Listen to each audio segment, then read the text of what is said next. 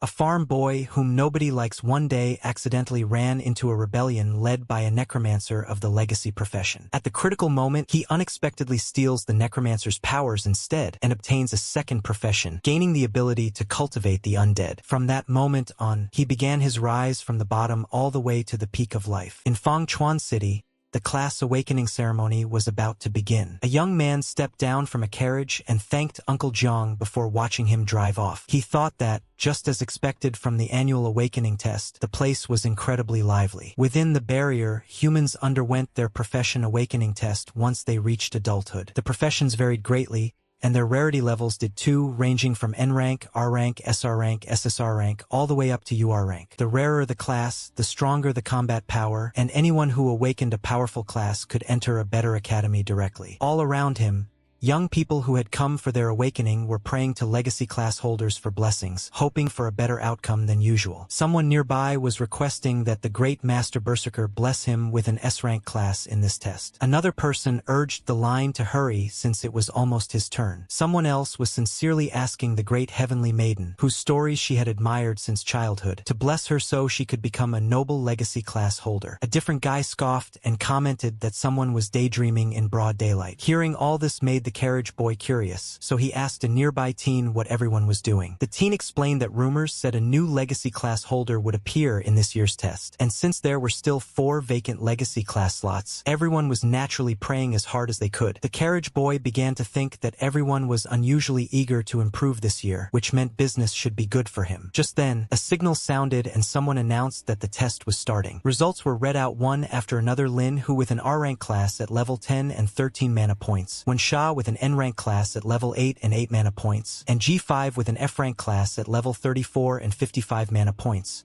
who was admitted. Someone nearby remarked in envy that G5 actually had 55 mana points and wished he had that much. The young man from the carriage then took something out and casually asked if the guy would like a tomato that could increase his mana. A tomato that increased mana instantly caught everyone's attention. He explained that he was a spirit plant doctor, and that this was a superior variety he had carefully cultivated. Each tomato, he said, could increase a person's mana by 5% for 5 minutes. The tomatoes were priced at only 5 gold coins each. The boy mentioned that he also had hunger sweet potatoes that could keep a person full for an entire day, slimming cucumbers that burned fat, and power potatoes that increased attack power by 10%. The others looked doubtful and hoped it wasn't some kind of scam, but he explained again that his produce could increase mana and even help with weight loss. Since they were all sick of eating energy bars every single day, they eventually decided that trying something new wouldn't hurt. He announced that it was first come, first served, with limited stock. Once sold out, that would be it. The first customer could even get a free sample. The guy who stepped up first was only half convinced and kept examining the tomato, but after taking a bite, he felt an instant surge of energy. He exclaimed that his mana had really increased and that his body suddenly felt lighter. Someone else rushed over, wondering if he was seeing things. He recognized the vegetables as spirit crops developed by the Extraordinary Academy's Agri-Science Institute, supposedly supplied only to S-rank students. The boy explained that this was a special event for the testing assembly, and that everyone here had the potential to become students of the academy in the future. The man immediately asked to have all of the stock wrapped up for him. The others were not pleased and argued that they had been there first. Now that they had witnessed the effects firsthand, they also wanted to try them. The boy thought to himself that although he only had a farmer-type class, ever since reaching max level, the vegetables and fruits he grew somehow gained beneficial buffs. He admitted inwardly that he had used a few marketing tricks, but the effects of his produce were the real deal. Later, in front of a certain shop, another man appeared while the boy was packing his things. The man listed off the items he had brought: chestnuts and pumpkin seeds for 5 gold, flour and rhinoceros dung for 7 gold, sugar for making wine for 10 gold, along with mana and energy potions totaling 257 gold coins. The boy handed him 10 gold coins for his trouble. He then mentioned that he still didn't have enough money to buy high-grade fertilizer to improve the fields. The man thanked Brother Lin Fong and asked why he didn't simply grow more spirit plants if they were so useful. Lin Fong replied that it wasn't as simple as it looked. The man commented that it was a pity someone as talented as Lin Fong since childhood had ended up like this. Lin Fong told the man to hurry home since Auntie Zhao was waiting for him. After watching him leave, he couldn't help thinking that despite being called a genius since childhood, he had only awakened an N-rank farmer class class. He joked inwardly that when he went to burn joss paper for his arch-druid father, the man might just jump out of his coffin in rage. Maybe it really was a case of opposites canceling each other out. A herbalist mother and an arch-druid father somehow produced a farmer. Still, when he thought about it carefully, he felt pretty satisfied with his peaceful life. He didn't have to go to the battlefield and lose his life like his father, and he wouldn't make his mother worry. Even if it was only for her sake, he had to manage their family farm properly. As he continued walking, he suddenly wondered why it felt like rain on a clear day. Before he could react, someone came crashing down right in front of him. Lin Fong froze and wondered if the city wall had collapsed or if the demon clan had broken in. A moment later, the fallen man shakily got back up and announced that the legacy class holder, Necromancer Hizang, had defected and intended to hand over his class legacy to the demon clan. Someone nearby shouted that they needed to report this immediately. But before anything else could happen, a huge clock materialized behind the man. Lin Fong stared, completely stunned, wondering what on earth was happening, and whether handing a class legacy to the demon clan was even possible. A surge of energy suddenly swept across the entire area. A voice snapped at him, calling him an idiot for not running and asking if he was eager to die. The speaker said that if he hadn't been injured by forbidden magic, he would have escaped the city long ago, and that once he handed his class legacy to the demon clan, he would gain an immortal body. He added that since he had stalled for this long, the academy had probably already noticed. Lin Fong quietly tried to sneak away, thinking that he had clearly walked right into some kind of murder scene and should leave before the man realized he was there. But he was too slow. The man caught sight of him and demanded to know who said he was allowed to leave. He mentioned that the person earlier had been Dean Yu of the Extraordinary Academy and called it a pitiful death, then suggested using Lin Fong's blood and bones as a sacrifice in his memory. Lin Fong realized he couldn't break free at all. The terrifying man had him completely trapped. He tried to calm down and think, desperately searching for anything he could use to drive the guy away. Lin Fong suddenly noticed a derived skill under his maxed-out farm tool mastery, something called farm tool summoning. While taking out his tool, he warned that sacrifices were something a person should handle themselves, otherwise they'd end up in the 18th level of hell. The man was stunned and couldn't believe a mere farmer class had managed to injure him. Lin Fong muttered that this was it, and in the next moment, a powerful burst of energy erupted from his body, sending the enemy flying. But the surrounding energy didn't settle. It kept surging higher and higher. The enemy cursed, recognizing it as the marking formation of a demon array dancer. Since things had come to this, he decided to take over Lin Fong's body and escape. His entire soul suddenly plunged straight into Lin Fong. Inside, the voice commented that although the farmer class was the lowest rank, Lin Fong's innate talent wasn't bad, and he should consider himself lucky to become its vessel. Lin Fong replied that he had trained diligently every single day since childhood, and if the demon wanted his body, he would have to earn it. The demon dismissed him, saying that low rank was still low rank, and that its power was something Lin Fong could never reach. Lin Fong thought that luck clearly wasn't on his side this time, so they might as well go out together. He prepared to strike himself with the tool. The voice demanded to know what he was doing, but Lin Fong insisted that even if they both perished, he wouldn't hand over his body. He only hoped that if he died, he wouldn't have to listen to his father's complaints in the afterlife. Before he could act, a surge of energy erupted from his heart. The demon was shocked by the dazzling light and wondered if the kid's mana was exploding. The power continued to rise, making the demon panic, saying that it was impossible. He became bound and surrounded by countless restraints before everything was swallowed in a massive explosion. A notification followed, announcing that Lin Fong had obtained a new talent, the Legacy Class Necromancer. Lin Fong regained consciousness in shock. He was still alive and could still control his body. The demon hadn't succeeded. He then realized he could also manipulate the same aura the demon had used. Checking the notification window, he saw that his class had mutated into Spirit Farmstead Master, Unique Level 1, with his stats listed as Strength 300, Constitution 300, Agility 100, Mana 10, Spirit 100, and Luck 300. His skills now included Appraisal, Reclamation, Undead Affinity, Passive, Efficient Planting, Overgrowth, Beginner, Rapid Harvest, Undead Summoning, Beginner, Increased Yield, Soul Siphon, Passive, and Farm Tool Mastery at max level. Lin Fong noticed that his level had reset to 1, but all the stats from his max level farmer class were still intact. He realized that his mana had increased because of that bastard soul power, which meant that when he leveled up again, his stats could break past a normal farmer's limits. There was also a new skill, Undead Summoning. He wondered if he could actually summon the undead and hoped he wouldn't end up summoning that guy. He experimented by channeling magic through both hands, trying different combinations. The farmer's mana and the necromancer's mana began to fuse together. Closing his eyes, he thought through the possibilities. His class tree hadn't changed. He hadn't lost the farmer class. Instead, he had gained another one.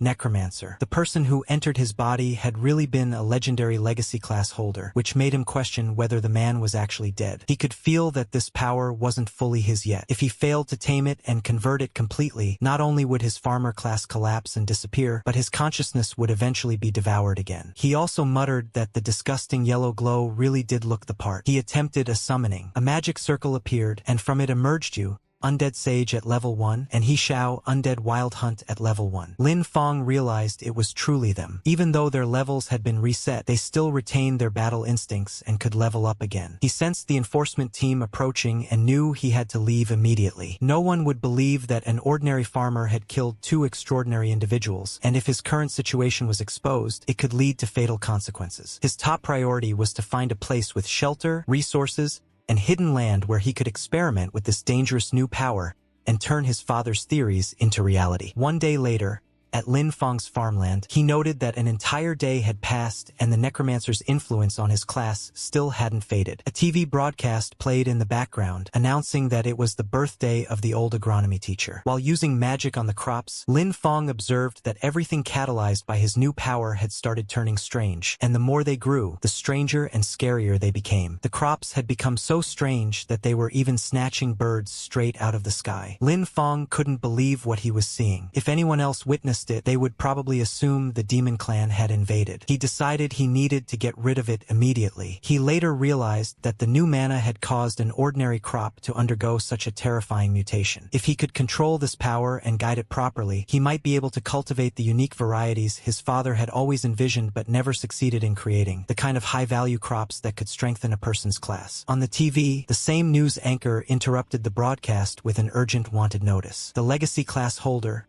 Necromancer He Shao, had launched a rebellion the previous day and murdered Dean Yu. His crimes were described as heinous, and anyone providing information would be rewarded, while anyone sheltering him would be treated as an accomplice. Lin Feng realized he had to be extremely careful. The Necromancer's undead power absolutely couldn't be revealed. He needed to think of a name for his undead followers to avoid suspicion. He suddenly came up with the idea of calling them farmhands. His class panel listed him as a spirit farmstead master, so having a few helpers was perfectly normal. The news continued, stating that in order to deal with the increasing pressure from the Demon Clan, the Extraordinary Academy was expanding enrollment. All candidates who passed the examination would gain preferential access to Academy resources and be granted a private manor for cultivating high-tier crops, along with special subsidies. Enrolled students could also hire farmers to grow high-recovery crops for them. Lin Feng thought that the Academy's land was safe, fertile, and resource-rich, exactly what he needed right now. He had to get in. The Necromancer's identity was a time bomb, but a spirit farmstead master was just a farmer in everyone else's eyes. At the Extraordinary Academy registration plaza, Lin Feng waited in line with the others. When asked for his information, name, age, awakened class, and level, he introduced himself as Lin Feng, 18 years old, with the class Spirit Farmstead Master, level 1. The examiner checked Lin Feng's information on the paper and muttered that he had never heard of a Spirit Farmstead Master before. He assumed it was just another non-combat class trying to sneak through and told Lin Feng to release his class aura. Lin Feng did as instructed,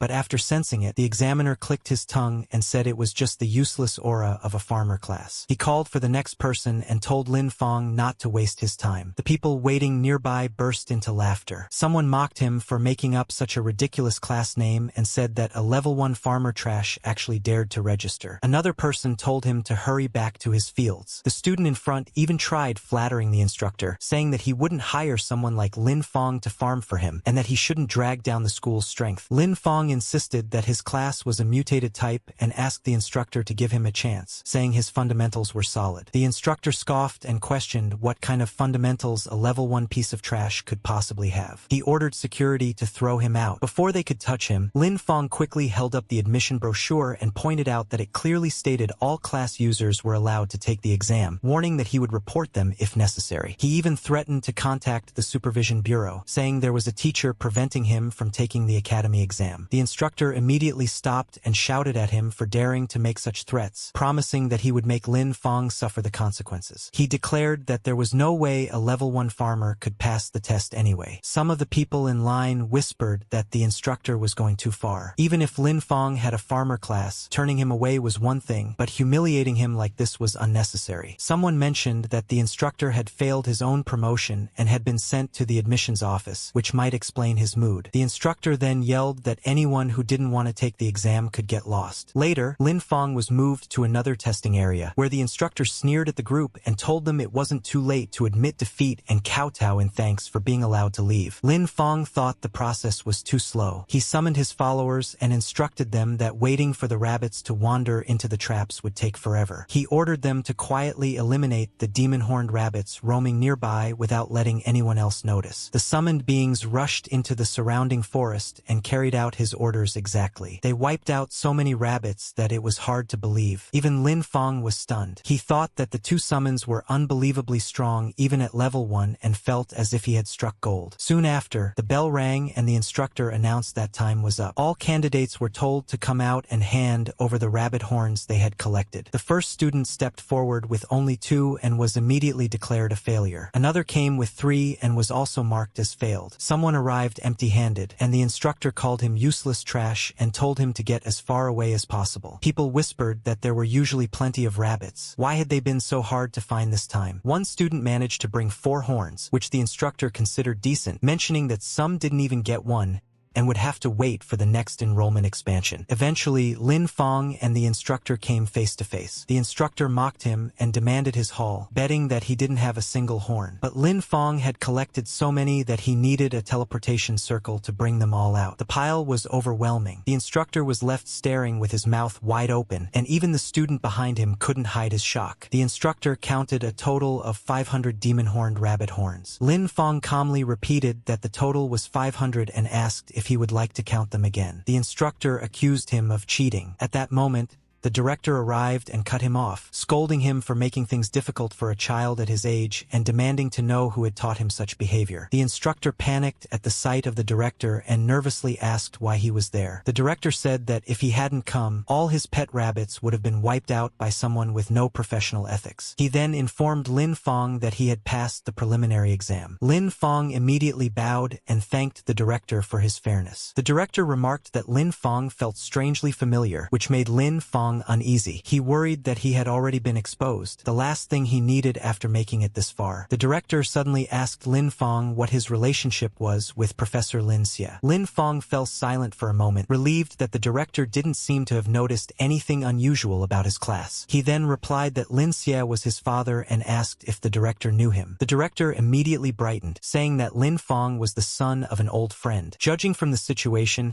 he asked if Lin Fong was planning to enroll in the academy and wondered if he was facing any difficulties, offering to open a back door for him if needed. Before he could say anything else, a female director walked over and reminded him that everyone was watching. The man suddenly noticed the gazes around him and tried to play it off, saying he had only been speaking casually. He told Lin Fong that his uncle had urgent matters to handle first, but once Lin Fong enrolled, he would personally show him around the academy. Lin Fong couldn't shake the feeling that the teaching director seemed incredibly unreliable. The female director then addressed the students, telling those who passed the preliminary exam to follow her. She encouraged the ones who failed not to be discouraged, reminding them there would always be a next time. At the Extraordinary Academy, Sunwheel Branch Investigation Room, someone analyzed that Dean Yu Yi and He Xiao had disappeared at the same time. He believed that Dean Yu Yi must have discovered He Xiao's secret and been caught during his investigation, leading to both of them taking each other down. He insisted that a third party must have stolen He Xiao's legacy talent. He concluded that as long as they found the person who obtained the undead talent, they would uncover the truth. Another staff member told him they understood his eagerness to prove himself, but asked him to stop making such brainless speculations. Tuka complained that none of them believed him, promising that he would find evidence sooner or later. Some staff members wondered if they should stop him, pointing out that he was backed by the Duke and getting involved might be inappropriate. Someone else responded that it was better to let him go,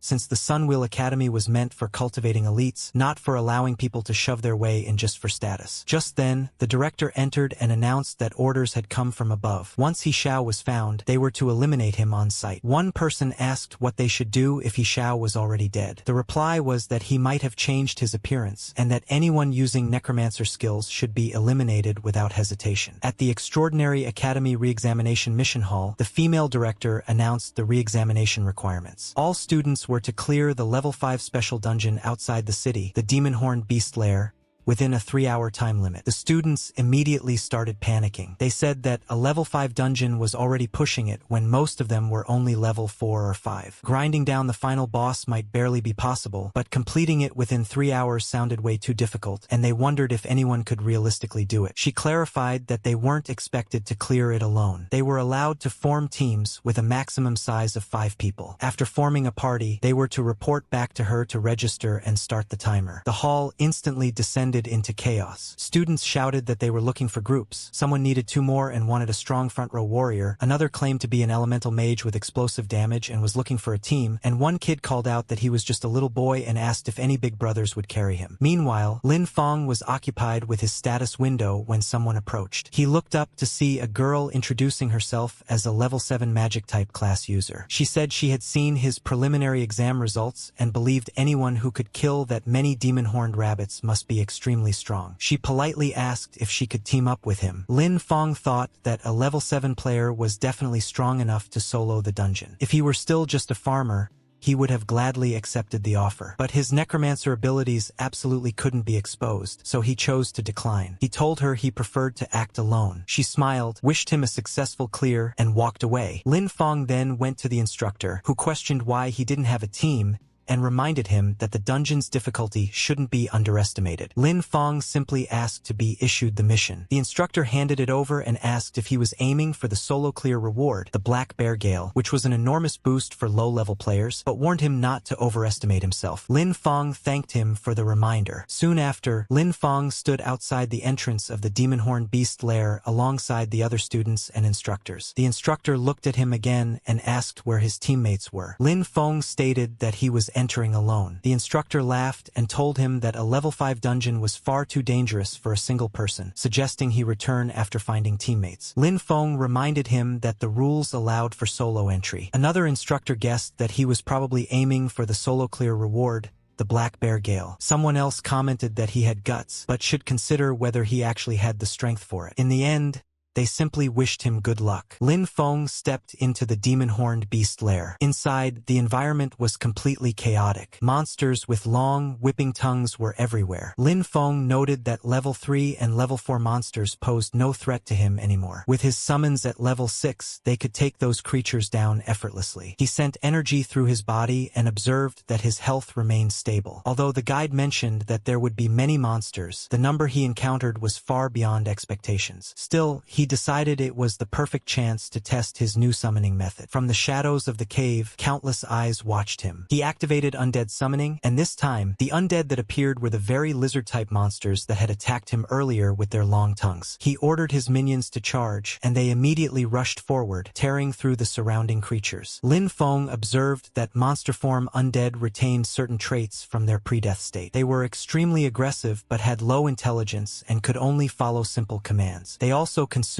less mana. He wondered if they could handle chores like carrying water when they weren't fighting, since that would be convenient. He then sent his stronger summons into the fray as well. Once those entered the battlefield, any monster that appeared before them was instantly wiped out. While clearing the dungeon, Lin Fong was already thinking about other uses for his summons. He noted that humanoid undead had higher intelligence, could use their pre-death skills, and were more flexible in combat. In the future, he planned to have them handle tasks like weeding and fertilizing the fields. As more monsters were defeated, a notification appeared announcing that he had reached level 7. Lin Fong realized that only half an hour had passed and he was already standing before the boss room. At the deepest part of the dungeon, he found the boss, a massive demonic bear bound in chains, roaring furiously. Lin Feng considered it the perfect chance to test his overall combat strength and summoned all his units at once. He instructed Hachi to pin the boss from the front, ordered another to weaken it with curses, and had the rest harass its weak points. His summons executed the commands smoothly, and he noticed their coordination improving. He continuously restored his mana, since maintaining control over such powerful summons required a large amount. Before long,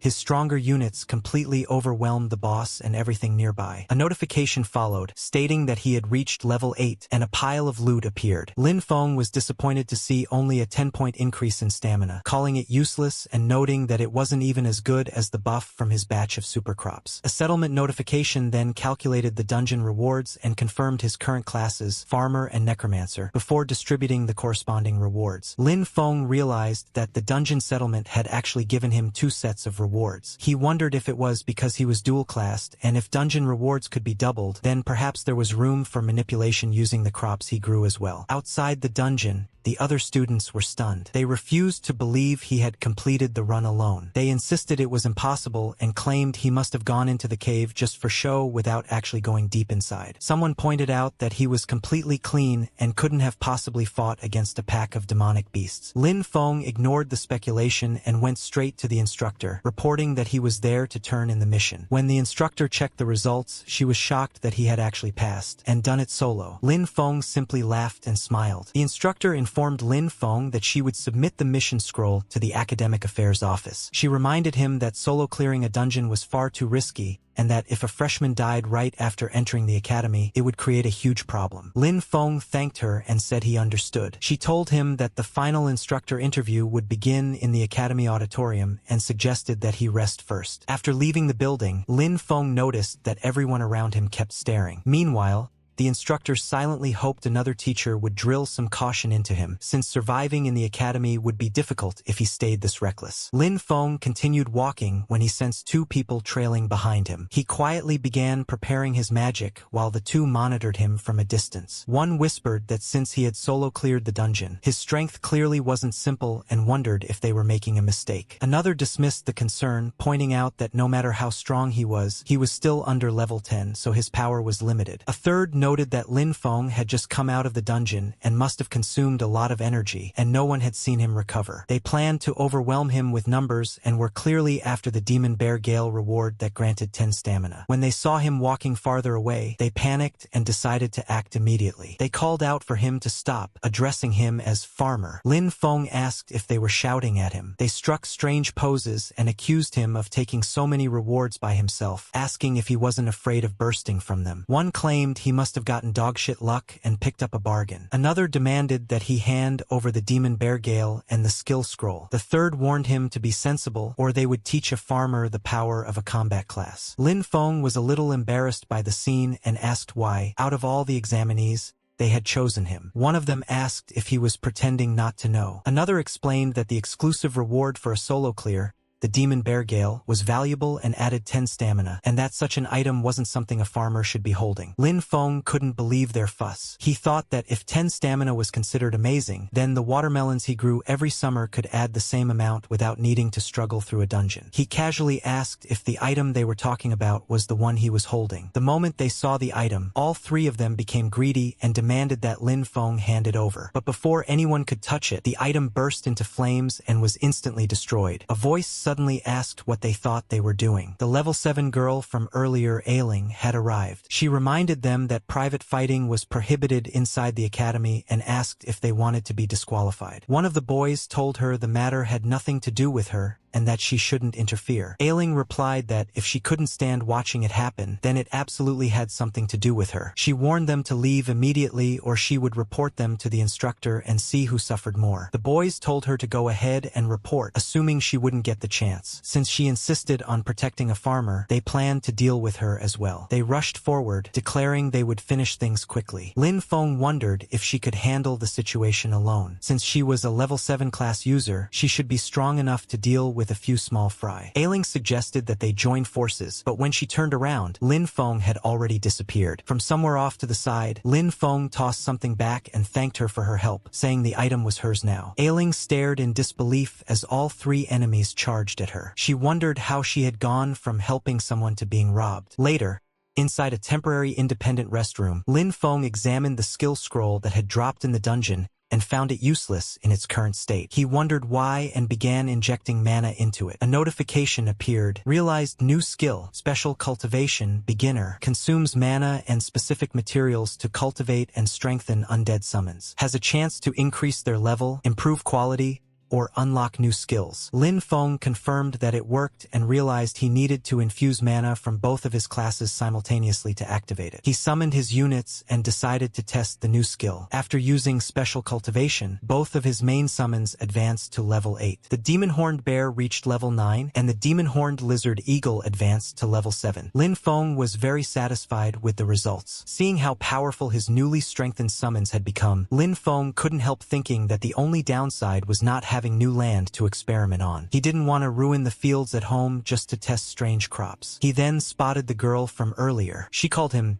Demon Bear Guy, but Lin Feng simply laughed and reminded her that the item belonged to her. She insisted that something so valuable couldn't possibly be given away for free, but Lin Feng still couldn't understand why anyone would treat such rotten material like a treasure. She wondered if she heard him correctly. Rotten? Lin Feng later headed deep into the forest, checking his surroundings to make sure no one was nearby. He began channeling his magic, wanting to see what effect the new skill might have on crops. A monstrous plant sprouted, but at first glance, it didn't seem any different from before. Then he noticed something shocking. The crop was moving. He stared in disbelief, amazed that the plants could actually move on their own. Meanwhile, a spirit energy detector registered unusual readings, and someone began tracking them. Tuka sensed Necromancer aura and rushed to investigate, convinced his guess was right. He planned to eliminate the source immediately. He soon came across Lin Feng, who happened to be walking past. Tuka grabbed him by the shoulder and asked if he was a farmer. Lin Feng wondered if Tuka had been personally wronged by a farmer or something. Disgust flashed across Tuka's face as he pulled his hand back. He demanded to know whether Lin Feng had seen a suspicious person nearby. Lin Feng was briefly caught off guard, but replied that he actually had. Tuka urgently asked where, and Lin Feng pointed straight at him, saying the person was right there. Tuka was furious that a mere farmer dared say such a thing. He declared himself an elite of the Sunwheel Academy and the nephew of the Iron Lion Duke. For a lowly farmer to be so rude to him was unforgivable, and he threatened to take Lin Feng down on the spot. Deep in the woods, Tuka's roar echoed as his body began transforming. Enraged by Lin Feng's words, he declared that a lowly farmer would pay a heavy price for such stupidity. His fury triggered a beast form transformation. His size expanded, muscles bulged, and his aura blasted through the forest, shaking trees and sending rubble flying. Lin Feng had to shield his face just to keep debris out of his eyes. Lin Feng then muttered, "Taste this," while thinking about how the monk's hood in his field had accidentally been corroded by undead mana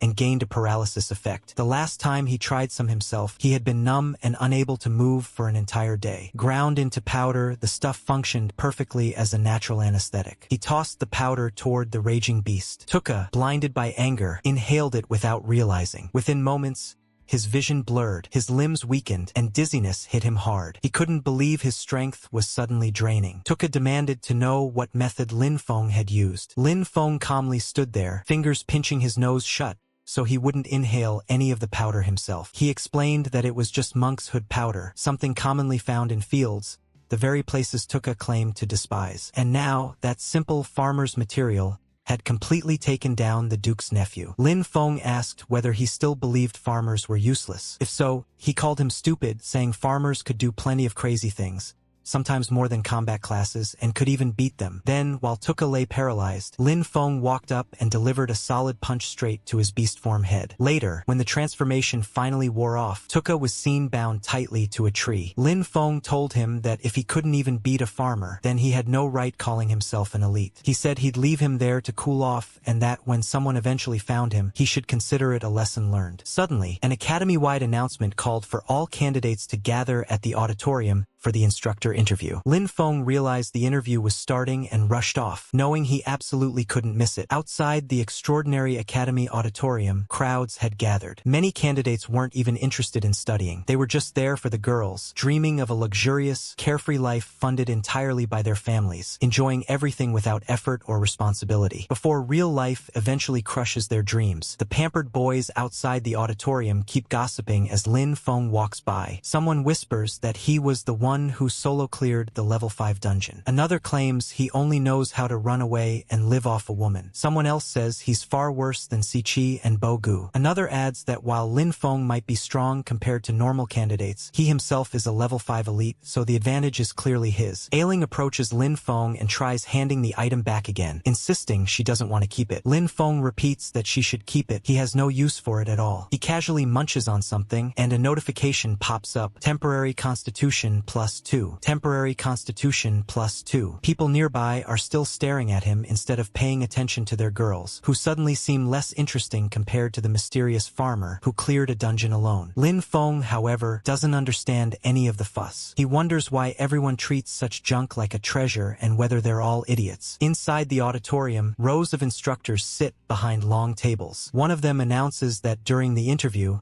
while instructors choose their students, students also choose their instructors. They are meant to make each other successful. Students whose names are called should step forward. The first candidate called is Xiyan. He walks forward, introduces himself as a level 6 Earth Attribute warrior, and demonstrates his ability by summoning rock armor. Aura surges around him and his stone armor looks solid. Impressive, though nothing compared to Master Chief. One instructor nods in approval and introduces himself as a level 44 Earth Berserker, asking if Xiyan would like him as an instructor. Xiyan agrees immediately, practically vibrating with excitement. Next, the naming Wu is called, and then Lin Feng. He stands up and walks toward the panel. But even now, people all around continue staring at him with that same thick mix of jealousy, suspicion, and hatred. Even with all the stares and whispered judgments drilling into his back, Lin Feng walked forward without a care. He introduced himself calmly. "I am Lin Feng, level 8, occupation Spirit Farm Lord." His aura flared out. Several girls quietly gasped. One whispered that reaching level 8 at his age was impressive. Another pointed out that he was still just a farmer, and that she wasn't interested in farmers. A guy scoffed that the Extraordinary Academy existed to train elites for the front lines, not raise ordinary people into future cannon fodder. Another instructor tried to calm the rising tension, noting that Lin Feng's preliminary test and retest results were both excellent, so he clearly had skill and talent. The director cleared his throat and suggested conducting a combat ability assessment since opinions differed so much. All the instructors immediately agreed. One woman approved with a simple nod, and another instructor muttered that he didn't care either way. He just wanted to go home and eat something nice. The director turned to Lin Feng and asked whether he was willing. He reminded him that the ultimate purpose of training here was to send talent to the front lines against the demon clan. Without combat potential,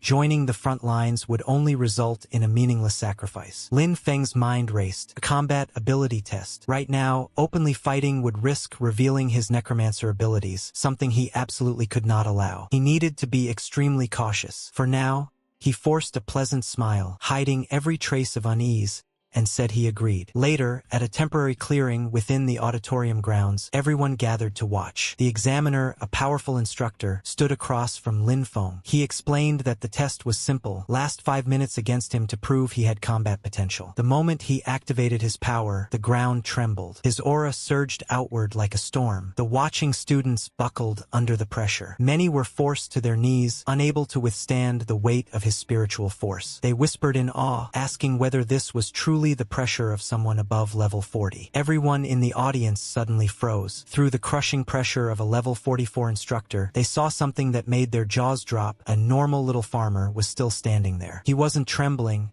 wasn't on his knees, wasn't gasping for breath like everyone else. He was simply bowing slightly, while striking a pose suspiciously similar to Iron Man charging his repulsors. Someone whispered in disbelief that the guy was acting like nothing was happening. The instructor seemed impressed and praised him, saying that just for his persistence, he would look highly upon him. He encouraged Lin Feng to use all his abilities and attack with full power. Hearing that, Lin Feng sprang into action. He admitted inwardly that the pressure of a level 44 expert was indeed terrifying, terrifying, but still within what he could handle for now. He gathered mana in his hands, forming a glowing orb, and called out, "Come out, my servants!" Wrapped in spiraling threads of nature mana, the undead summon began materializing. Lin Feng felt relieved it worked. Masking undead creatures with nature mana effectively hid their necromancer aura. It was the only way he could safely summon without exposing his forbidden abilities. A vague, cabbage-shaped bear silhouette emerged first. Lin Feng thought that honestly, who would ever guess this cabbage-headed bear was actually an undead? When the summoning finished, the audience gasped. They commented that it looked like a rare variant occupation, marveling at the richness of the nature mana surrounding the creature. Interest crackled through the crowd. They were finally seeing something unusual. The instructor drew his blades, both covered in their own blazing aura. The summon and the instructor stood face to face. The instructor had no idea what kind of monster he was about to fight. Both charged at each other at full speed, and their clash sent shockwaves of aura rippling across the clearing. The instructor began attacking wildly, screaming as he pushed forward. The summon staggered under the barrage, showing signs of strain. Watching from the sidelines, the director commented that the summon was remarkably loyal. Any other summoned creature would have been forcibly unsummoned after taking that much damage, but this one was still stubbornly pushing forward, even throwing punches. The instructor dodged, and the director clicked his tongue in disappointment, wondering if old G,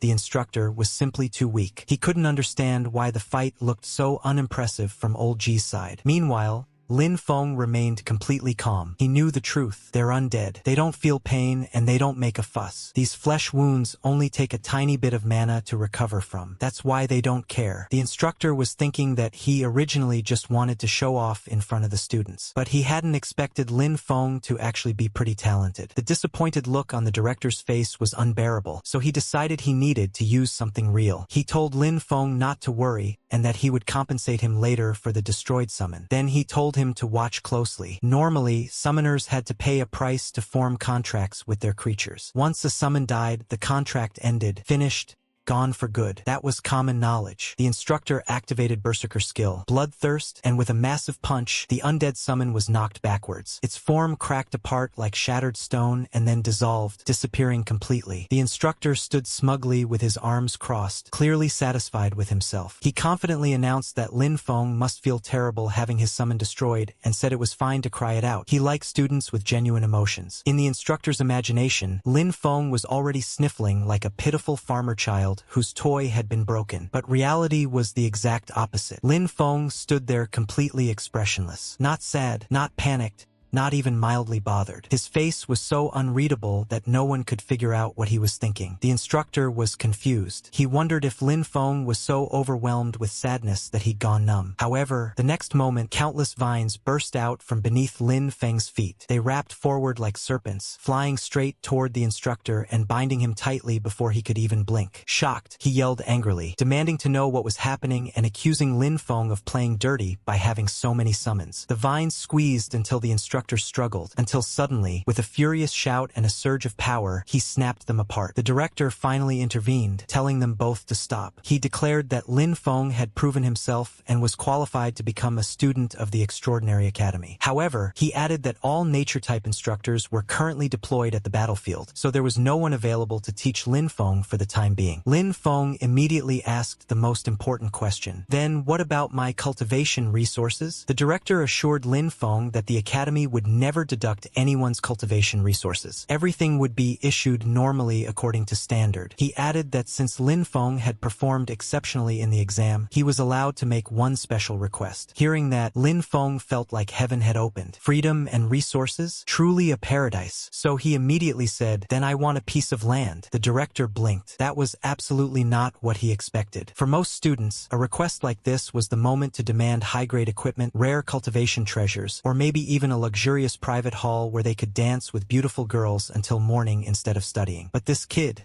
was different. The director confirmed if Lin Feng really didn't want any precious resources or high-tier items and only wanted land. Lin Feng laughed and explained that he was a spirit farm lord. Without land, how could he call himself one? The director nodded and agreed. He told Lin Feng there was a piece of abandoned training wasteland in the west of the city that had been idle for a long time. He granted Lin Feng permission to use it however he wanted. This was exactly what Lin Feng had hoped for. He thanked the director sincerely. The instructors then told him to go rest backstage. Later, Inside a quiet room, Lin Feng's file sat on a table. An instructor looked over it and murmured that spirit farm lord was quite an interesting occupation. A female instructor entered urgently and told the principal she had something important to report. The principal asked what it was. She handed him a delicate scroll-like object. When he opened it, the contents were shocking. The report confirmed that Tuka, their investigation team member searching for He Xiao, had been murdered by a necromancer. His body had been discovered not far from the auditorium. The report stated they suspected a necromancer had infiltrated the academy. This was a monumental problem, one that could shake the entire academy. But Lin Feng hadn't killed Tuka. He only tied him up to teach him a lesson. Whoever finished the job had framed Lin Feng deliberately. And in a place where everyone already looked down on farmers,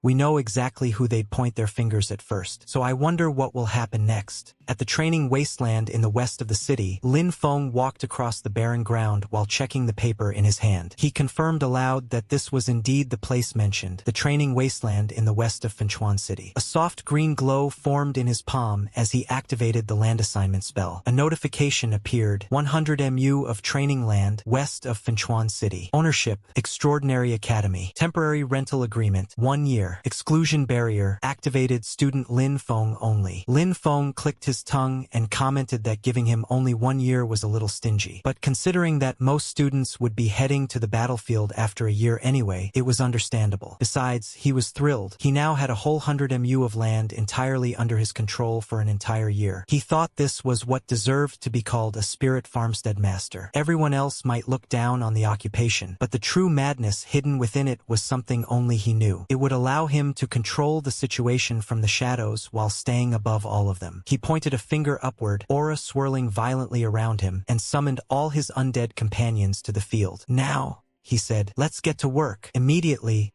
the entire group of summons scattered across the land. Some were plowing the soil, others were handling water channels, some zipped across the ground like tractors, tilling rows at incredible speed. Meanwhile, Lin Feng relaxed under the sunlight, stretching comfortably. Magic really does change lives, he sighed. The ancients truly didn't deceive me. Suddenly, someone tapped him on the shoulder. Lin Feng assumed the reclamation work was done and commented that their initiative must be stronger than he expected. But one of the undead only buzzed in response. Lin Feng inspected him closely and sighed. Expecting undead to have independent consciousness was still too much, he thought. Feeling slightly disappointed, he walked away. Unbeknownst to him, the celestial undead behind him looked confused, then smirked faintly. A hint of intelligence, one Lin Feng completely missed. Lin Feng entered the greenhouse, where he began inspecting the plants inside. Floating notifications hovered above each crop. Stamina +1 permanently unripe. Stamina +1 permanently unripe. Attack power +1 permanently unripe. Life +1 temporarily unripe. Seeing the glowing notifications above the plants, Lin Feng felt genuinely happy. He thought that while other people cultivated their strength through long, bitter training, he could improve using crops, balanced nutrition, and a solid foundation. It was truly a blessing. He also felt it was a pity that only he could make crops with these effects. If he could increase the yield and let everyone improve through his plants, wouldn't the demon clan be nothing more than clay chickens and pottery dogs before them? After tending to the greenhouse, he realized that just planting the special crops wouldn't be enough. He needed to plant plenty of ordinary crops outside to camouflage everything. Otherwise, the greenhouse's secrets would be discovered, and that was the last thing he could afford. Exposure would ruin all of the insane plans he was crafting in his mind. So for now, he simply rolled up his sleeves and got to work. 3 days later, the wasteland had completely transformed, bigger, greener, more alive than anything it had been in years. Lin Feng stood in the middle of the field, shovel in hand, demonstrating to his larger summons how to dig properly. He asked if they understood and hoped they would finally grasp what he meant. A few of the undead still looked confused as they clumsily mimicked his movements, but at least they were trying. He sighed with satisfaction, thinking that having this group of helpers made planting vegetables much faster. Then he noticed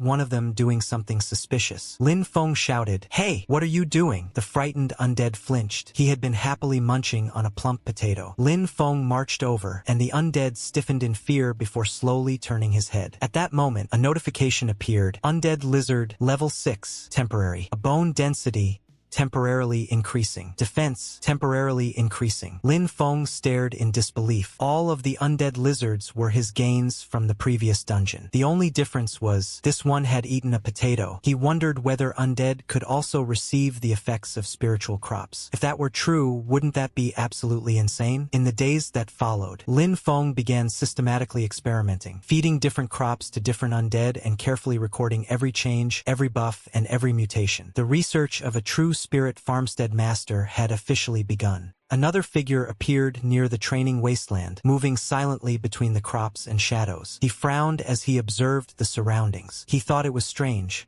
When he probed the area earlier, none of these structures or plants had existed. The barrier around the land seemed flimsy to him, nothing more than a paper-thin, marshy wall. He concluded he could tear through it with a single slash. He spotted only one person inside and wondered if the whole thing was a trap. The idea intrigued him. Just as he stepped forward, something beneath him triggered. He sensed it too late. He tried to stop whatever was happening, but chaos erupted instantly. Something burst out of the soil and exploded right beneath him. The sudden blast startled him, though he managed to dodge at the last second. He scoffed, saying that this level of trickery wasn't enough to deal with him. But then more of those explosive things began erupting from underground, angry, pulsing, swelling with unstable energy. Now even the intruder felt a chill crawl up his spine. He cursed, demanding to know what these things were. A chain of massive explosions followed, so intense that the shockwaves were visible from far away. The blasts all seemed rooted to a glowing green form deep beneath the ground. A magnificent being, like a fragment of the Earth's own spirit that Lin Feng had grown, watching the intruder with eerie luminous eyes. Through thick smoke, the intruder staggered back. He cursed again, saying that if he didn't need to gain the Duke's trust, he would never have come here a second time. He vowed that once he cut Lin Feng down, he wanted to see whether these explosions could stop him. He then began slicing through everything, roots, plants, vines, and all the careful work Lin Feng and his undead had put into the field. He didn't care about the effort, he only cared about destruction. But as he hacked through the growth, something unusual caught his attention. He paused and sensed a faint aura, an aura belonging to the undead. His expression changed. A memory surfaced. One from a wise priest. On this reconnaissance trip to Fangchuan City, your main mission is to find the necromancer He Chie.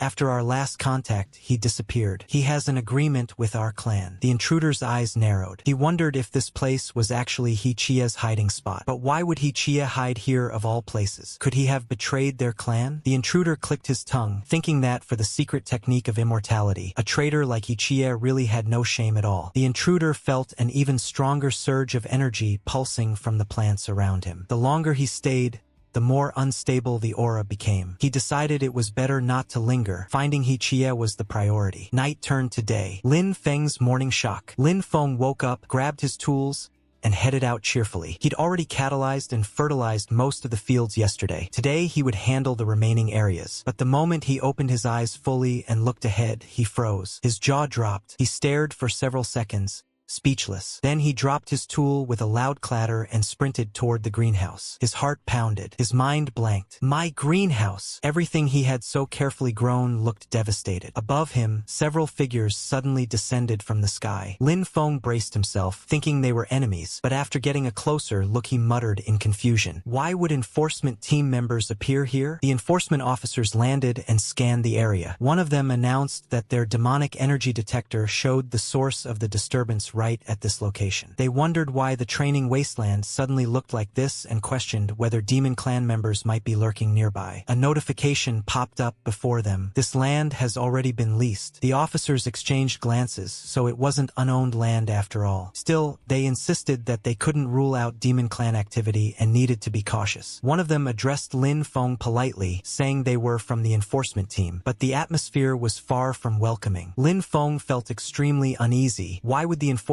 team come here of all places? The lead officer explained that their instruments had detected demonic energy here and asked Lin Feng to open the barrier to allow them inside for inspection. Another added that even they weren't clear on the exact situation yet. Lin Feng's stomach tightened. Demonic energy? On the land he'd only rented a few days ago? How was that possible? Before he could respond, someone from the back, clearly irritated and impatient, snapped. How long does it take just to get a farmer to open a barrier? Tuka was just killed by the demon clan clan, and now Demon Aura appears here? If you ask me, he's a spy. The man's tone was cold and venomous. His expression was deadly serious. Even Lin Feng felt a chill run down his spine. One of the enforcement members pointed straight at Lin Feng and coldly ordered him to surrender, calling him a spy. His expression was deadly serious, the kind that made it clear he was ready to do whatever it took. He wasn't about to show mercy to a lowly farmer. Another enforcement member spoke up, saying that the captain might be acting a bit impulsively. After all, 2 people had just died, and demonic energy had appeared here again. Under those circumstances, Lin Feng was indeed highly suspicious. In truth, both enforcement members were already wary of Lin Feng. In fact, the fact that he was a farmer made them even more suspicious. In their eyes, a farmer couldn't possibly cause something like this on his own, so the only explanation was that he must be a spy. A spy who didn't act directly, but instead helped the demon clan from behind the scenes. One of them asked Lin Feng to cooperate with the investigation and open the barrier. Lin Feng felt his heart sink. He knew he absolutely couldn't let them in. After everything that had happened inside the field, letting the enforcement team investigate freely would be disastrous. He had to find a way to drive them away. Putting on an innocent, almost pitiful expression, he said that his class was lowly and he had always been looked down upon. He explained that he only wanted to quietly cultivate and improve himself in peace. Yet now, even the enforcement team was suspecting him. He asked if they really thought someone like him could do such things, and whether a person couldn't even ask for a bit of peace anymore. One of the enforcement members was visibly shaken and turned to the captain, saying that Lin Feng already seemed miserable enough and questioning whether they really needed to push this further. The captain, however, wasn't fooled in the slightest. He barked back that anyone could pretend to be pitiful and that he wouldn't fall for such tricks. He clearly believed Lin Feng was just acting. Without another word, the captain raised his fist and charged forward, striking straight toward Lin Feng with tremendous force. He didn't hold back at all, either because he didn't care that Lin Feng was a farmer or because he believed Lin Feng was far stronger than he looked. If Lin Feng had truly been an ordinary farmer, that punch would have crippled him on the spot. But instead, Lin Feng caught the captain's fist. Lin Feng immediately realized something was wrong. He had added too much to his constitution. Normally, he wouldn't have felt that punch at all, but now he had to pretend. So even though he had already stopped the captain's fist, he deliberately staggered back, acting as if he had been hit brutally. The captain stared at him in disbelief. He muttered that he had used so much force in that strike, yet Lin Feng was still alive. Something was clearly wrong. No matter how pitiful Lin Feng tried to look, the captain's suspicion only deepened. At this point, it felt like he genuinely wanted Lin Feng dead. Lin Feng accused him of trying to torture a confession just to close the case quickly. He leaned harder into the act, looking like an oppressed, miserable little farmer. This time, another enforcement member finally snapped. He grabbed the captain's arm and told him to calm down. He pointed out that what Lin Feng was using was nature magic. The demon clan despised anything related to nature. This was common knowledge, something even a 6-year-old would know. The captain hesitated. He realized he might have gone a bit too far. Still, since Lin Feng was just a lowly farmer, he didn't feel much guilt. Beating a farmer didn't count as a crime in his eyes. The calmer enforcement member stepped forward and apologized, saying they had misunderstood the situation. Lin Feng's nature magic was extremely pure, and they would clarify everything properly in the report. Lin Feng immediately latched onto that lifeline and thanked him, calling him a just and righteous lord. The man replied that it was simply his duty and apologized again for the captain's excessive behavior. But from behind them, the captain's anger hadn't cooled at all. Watching this scene only irritated him further. He raised his hand again, preparing an even more vicious strike. Before he could act, the other enforcement members stepped in front of Lin Feng. They refused to let any more injustice happen and made it clear they wouldn't allow him to cross the line again. That only enraged the captain further, but with his own team standing against him, he had no choice. With a cold snort, he mounted his dragon and left. Lin Feng watched them disappear into the distance and sighed inwardly. This was troublesome. Farming alone clearly wasn't enough anymore. He needed real power for self-preservation.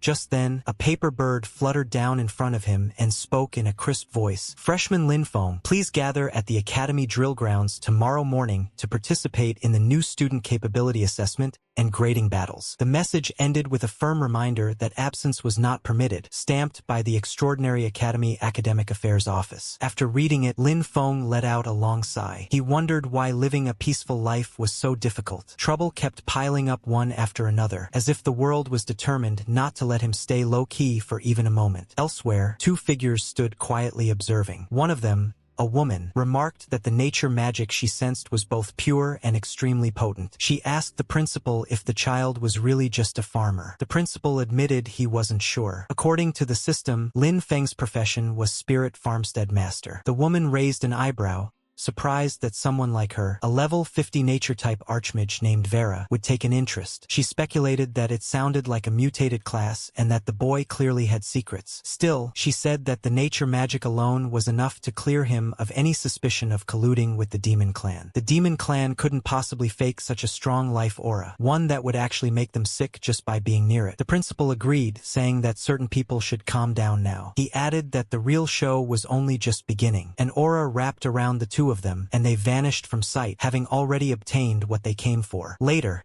at the Extraordinary Academy freshman drill grounds, crowds of students gathered together, buzzing with complaints. Someone asked why there was another test when the interviews and instructor selections were already done. Another complained that the academy seemed to be throwing test after test at them without any logic. Someone else claimed to have insider information and teased the others, only to immediately say he wasn't telling. Lin Feng stood quietly among them, uninterested in what he thought were pointless ramblings from a bunch of idiots. Soon, a female instructor arrived and ordered everyone to be silent. She acknowledged that they all had questions, especially about why an all-student entrance assessment was being held after the instructor interviews. She explained that urgent military intelligence had arrived from the front line the previous day. The demon clan's offensive had intensified, and the fortress outside the third barrier was now in critical danger. The academy had received direct orders to immediately dispatch a batch of vital forces to provide support. The students were stunned. One of them blurted out in disbelief that they had just enrolled, and now they were being sent toward the front lines. Another student protested that they had been told they would first study and cultivate. The instructor calmly replied that if the nest was overturned, how could the eggs remain intact? If the fortress fell, the demon clan spearhead would point straight at Fangchuan City. At that point, she asked,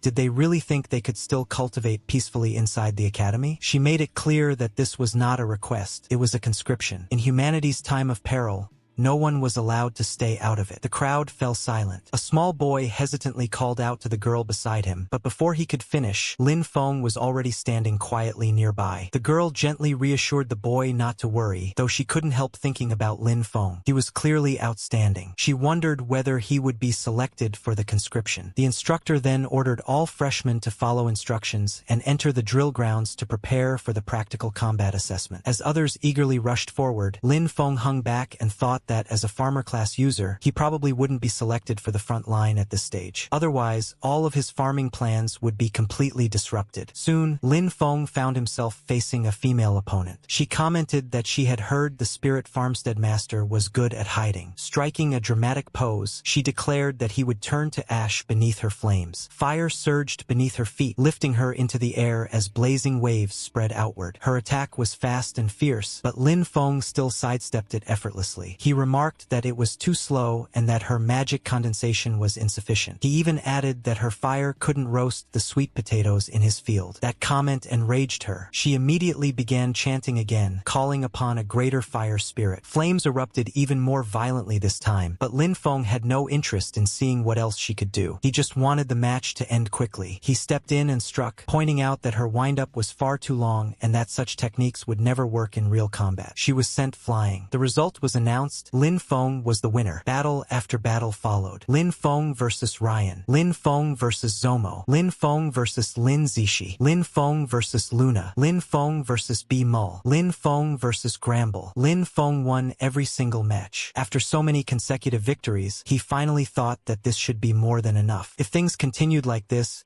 he figured he could afford to lose the next few matches. A woman approached Lin Feng and told him that with his current talent and potential, he was fully qualified to aim for a higher platform. Lin Feng thanked her politely, though he honestly had no idea what this higher platform was supposed to mean. She explained that by accumulating credits and passing further assessments, he could advance to the higher-level Sunwheel Academy. There, he would have access to better cultivation methods and stronger instructors, and might even obtain legendary weapons or powerful demonic beast mounts. Lin Feng thanked her again but said he didn't really need any of that. After all, he had already seen dragons flying around, those things didn't impress him much anymore. The woman was taken aback and asked what he actually wanted if none of those things interested him. Lin Feng pointed calmly and said that he only wanted a better and larger piece of land where he could farm in peace. That answer shocked her. She clarified that she meant his ultimate goal, what he intended to do after finishing farming those lands. Lin Feng replied that he planned to farm more land, let more people have land to farm, and make it so that anyone who wanted to farm would be able to do so. Vera was clearly surprised. She thought that this child actually wanted to reclaim land on a large scale and found his ambition unexpectedly enormous. At that moment,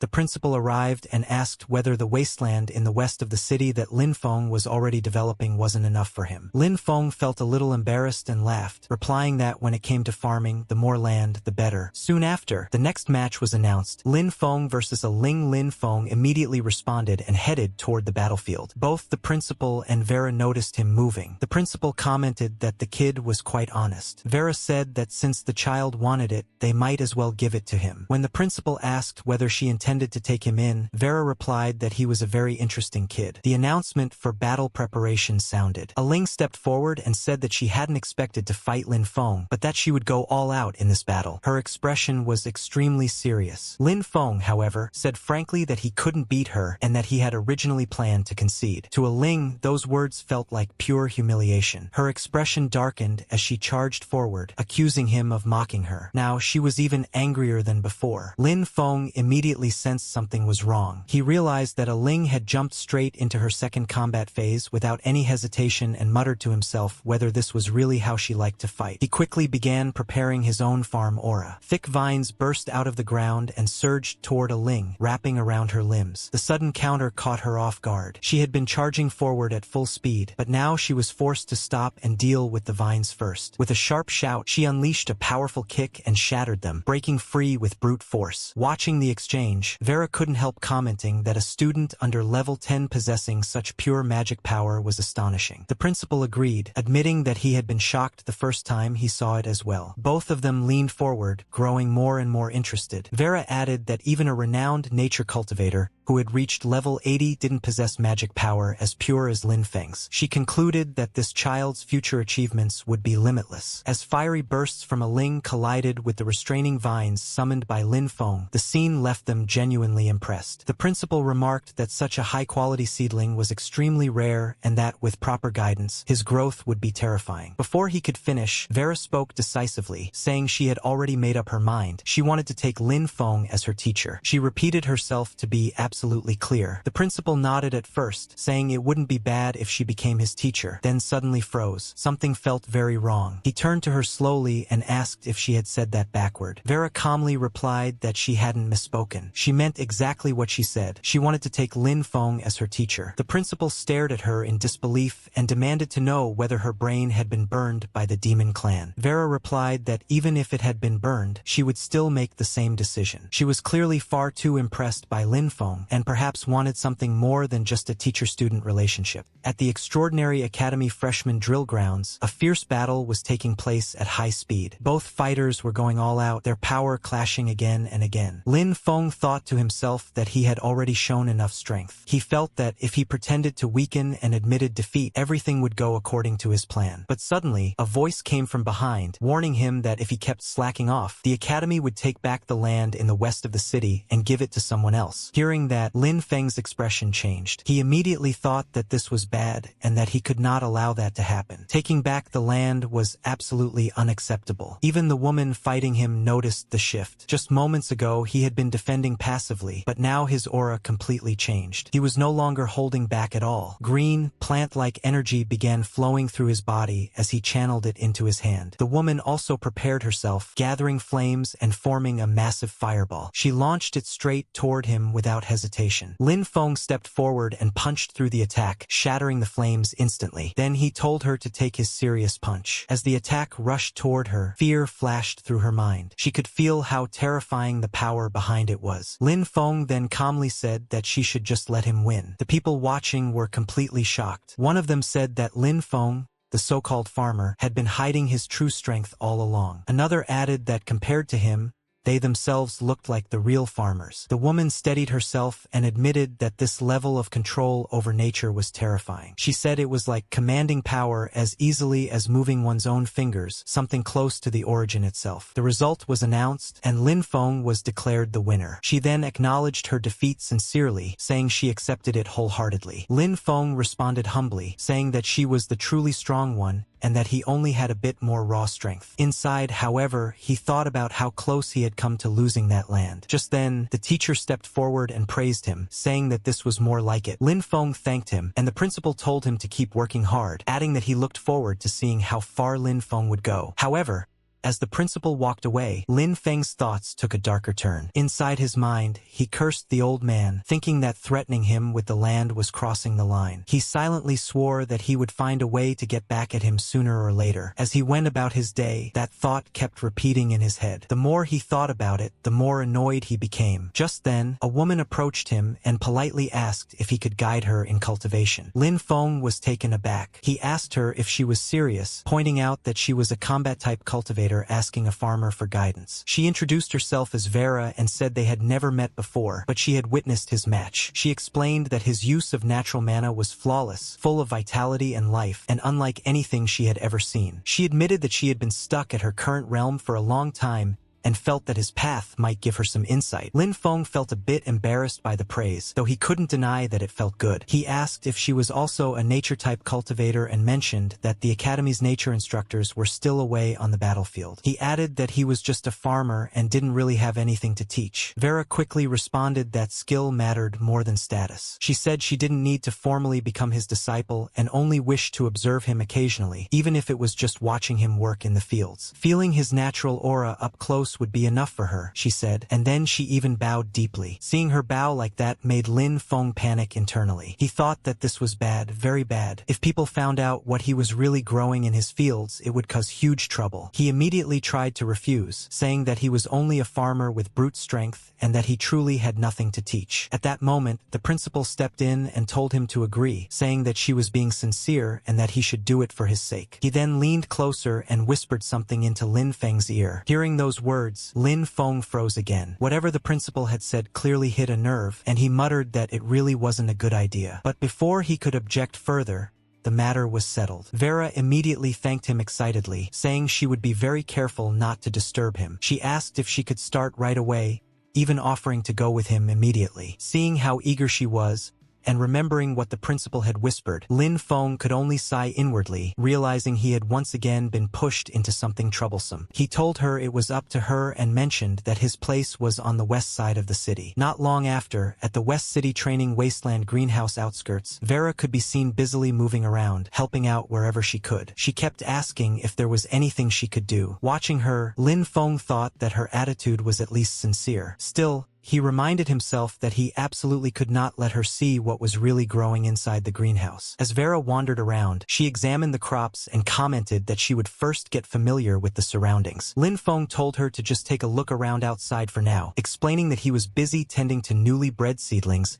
and that they required special care. While observing the plants, Vera's eyes gradually widened. She realized that the crops had all been nourished by extremely pure natural mana. They weren't ordinary at all, but high-grade plants with temporary attribute-boosting effects. She couldn't help but say that Lin Feng was making her more and more curious. An hour passed, and she was still examining the crops. The more she looked, the more unbelievable it felt. Finally, she asked if there was something wrong with the soil. Lin Feng casually replied that it was just ordinary soil. Vera was shocked and asked if he had really not used any mana crystals or elemental fertilizer. He answered honestly, saying that he had thought about it before, but those things were far too expensive for him. With his limited funds, he simply couldn't afford them. Vera stared at the crops again and muttered that they looked like they were slightly undernourished, yet somehow still thriving. Inside, she couldn't help but think that Lin Feng's natural mana was far beyond normal. If that was the case, maybe she could help him instead. She then mentioned that the Academy had a regulation allowing students to exchange dungeon materials for special items at the Academy warehouse. Hearing that, Lin Feng's interest was immediately piqued. He grabbed her by the shoulders and asked if what she said was true. Vera nodded and explained that, for example, the level 10 dungeon in Storm Academy, the Gloom Forest,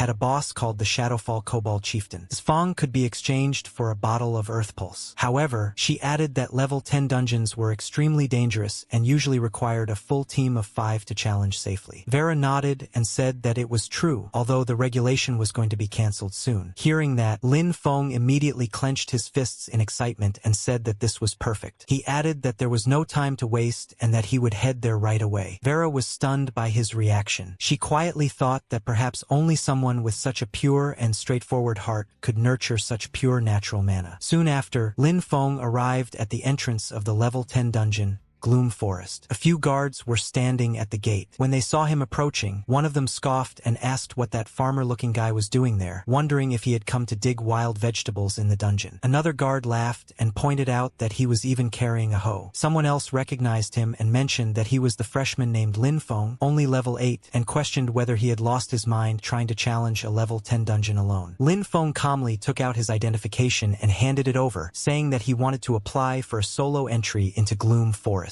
The instructor on duty frowned and reminded him that his level was insufficient and that entering alone would be extremely dangerous. However, Lin Feng calmly replied that according to academy regulations, any registered student had the right to apply. The instructor hesitated, clearly unsure. But just then, after noticing someone nearby, his expression changed. He cleared his throat and said that the regulations were indeed as stated, then reminded Lin Feng to act within his limits and retreat immediately if things became dangerous. As Lin Feng walked past, whispers followed him from all sides. Some mocked him, saying he was an idiot who didn't know his place. Others said he was just another rookie cannon fodder who would probably die inside. A few even commented that it would be embarrassing for the academy if someone like him died in the dungeon. Ignoring them all, Lin Feng stepped into the dungeon. Inside the Gloom Forest, dark mist filled the air as monstrous figures began charging toward him from all directions. Seeing this, Lin Feng calmly gave an order, telling Qi, Yu, and Yi to clear the path and push forward. He told them to move fast and cleanly. The summoned beings immediately surged ahead, slaughtering the monsters with ease. Compared to them, the dungeon creatures were nothing. Watching the battlefield, Lin Feng calmly issued another command, saying that it was time to rise. In response, a new undead figure emerged, an existence formed from fallen remains. It was the Shadowfall Kobold Chieftain, now reborn as an undead, its level clearly marked at 12. Seeing the final monster appear, Lin Feng immediately judged the situation. To him, this was clearly the dungeon's final boss. He felt a bit disappointed and thought that this dungeon really wasn't much after all. Wanting to finish things quickly, he gave a simple order, telling his summons to move in. The moment the Shadowfall Kobold Chieftain tried to attack, the summoned beings rushed forward and struck it head-on. Overwhelming power erupted, and before the monster could even struggle, it was completely crushed. A system notification appeared. It announced that the Shadowfall Kobold Chieftain had been defeated, experience had been gained, and Lin Feng's level had increased to level 9. Another message followed, stating that the chieftain's Fong had been obtained. Immediately after, a new notification appeared, stating that the target could not be converted into an undead due to insufficient summoner level. Conversion failed. Seeing this, Lin Feng felt a slight sense of regret. He realized that his current level was still too low to summon such a powerful undead. Still, he wasn't too bothered. The main objective had already been completed. He glanced at the Fong in his possession and thought that since the item was secured, it was time to head back and exchange it for fertilizer. With that, he exited the dungeon. Outside the entrance,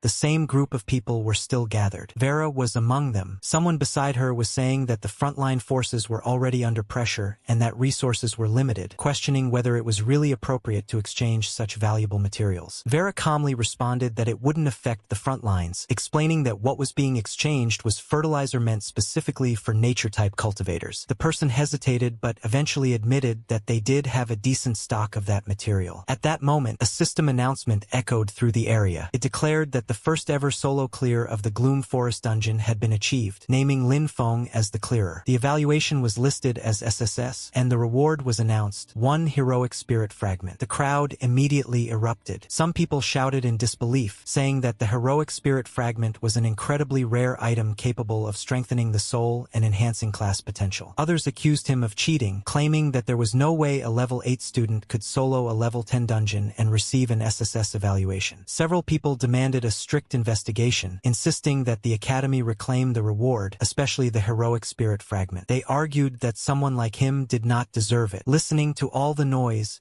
Vera could only sigh. She admitted that she had expected him to struggle at least a little, but she never imagined he would clear the dungeon in one go. Meanwhile, Lin Feng glanced around at the hostile gazes directed toward him. He felt a bit helpless, thinking that trouble always seemed to follow him no matter where he went. Still, he didn't dwell on it for long. In the end, all he wanted was to keep moving forward. At the entrance to the level 10 dungeon, Gloom Forest, everyone was looking at Lin Feng with suspicious eyes. He honestly couldn't understand why people always had to act like this. He was just a farmer who liked farming. What was so wrong with that? He calmly stepped forward and told the teacher that, according to academy rules, he was there to exchange his rewards for resources. Before the teacher could respond, a guard behind him sneered and said that Lin Feng's rewards had been obtained illicitly and should be confiscated. The teacher immediately refuted that claim, stating that the rewards were issued directly by the dungeon system and that the academy had no authority to seize them. The man clearly wasn't satisfied and said that he was willing to initiate a resource wager instead. Several others nearby showed interest, clearly having waited for an opportunity like this. Lin Feng asked what a resource wager was supposed to be. The man explained that it was a winner-takes-all bet, where the victor would gain both parties' rewards while the loser would lose everything. Someone else added that it would be a dungeon speed run, supervised by academy teachers, to see who could clear it faster. The teacher turned to Lin Feng and asked whether he was willing to accept the wager. Lin Feng thought for a moment before saying that there was no benefit in it for him and that it sounded boring. He asked why he should even bother. Hearing that, the man grew visibly frustrated. Gritting his teeth, he said that he would add a lamp of nature blueprint to the wager. At that, Lin Feng fell silent. Vera immediately leaned closer and whispered urgently, telling him that he absolutely had to get that blueprint. She explained that the lamp of nature was a growth-type magic tool exclusive to the nature department. A blueprint could only be used once, making it extremely rare. Its effects included significantly shortening crop growth cycles without any side effects, making it the perfect tool for someone who truly loved farming. After hearing this, Lin Feng could no longer ignore the offer. Seeing his reaction, the man smirked and stepped closer, mockingly asking if the hillbilly was done thinking yet and whether he dared to accept the bet. At the same time, unseen by Lin Feng, messages were flashing on the man's communicator. Someone reported that Lin Feng had come out of the dungeon. Another message came back, telling him to stall Lin Feng at all costs. When the man asked what to do if Lin Feng ignored him, the reply was clear: use resources to bait him. Put the lamp of nature blueprint on the line. The man hesitated for a moment, noting that the blueprint was the foundation of his family's rise, but eventually agreed to go through with it. Meanwhile, Lin Feng was thinking things through carefully. He knew that his necromancer abilities could not be exposed. However, if it was just a speed run with a supervising teacher, he figured he could hide most of it without too much trouble. More importantly, the lamp of nature was simply too valuable to pass up. For what he planned to do next, it was a perfect fit, one that would greatly accelerate his progress. With that thought in mind, his decision was already made. Lin Feng finally nodded and said that he accepted. The other guy immediately burst out laughing, saying that this was perfect. He added that, with a teacher supervising, Lin Feng would be exposed very soon. Soon after, they entered the level 10 dungeon, Gloom Forest, through the portal. As they stepped inside, the supervising teacher turned to Lin Feng and asked how he had managed to clear the dungeon earlier. Lin Feng calmly replied that he would simply show his strength. As he spoke, a swirling green aura began spreading from his hands. He then called out for his farm hands to come forth. In the next instant, numerous figures appeared behind him. They were all summons, and the scene was undeniably shocking. The teacher was slightly stunned. The summoning speed was incredibly fast, and the quality of the summoned troops looked extremely high. From the teacher's perspective, this was a perfect opportunity to observe exactly how Lin Feng had managed to solo clear the dungeon. Even he couldn't help feeling excited as the dense green aura filled the surroundings and plant-based summons continued forming one after another. Then Lin Feng gave a simple command, telling them to attack with full force. Almost immediately, monsters began rushing toward them. The plant summons surged forward and unleashed their power, crushing the incoming wolves one after another. Green explosions erupted everywhere as the monsters were completely wiped out. The scale of destruction was overwhelming, yet it conveniently helped Lin Feng keep his true secrets hidden. The summons didn't stop there. They continued advancing, unleashing even more magic and leaving no monsters alive in their wake. Seeing this, the teacher couldn't hide his shock. He realized that it had taken less than a minute to completely wipe out a kobold patrol squad of the same level. The power on display felt terrifying. He couldn't help wondering whether this was the result of a special class. Lin Feng then calmly reported that the Kobold Patrol Squad had been cleared,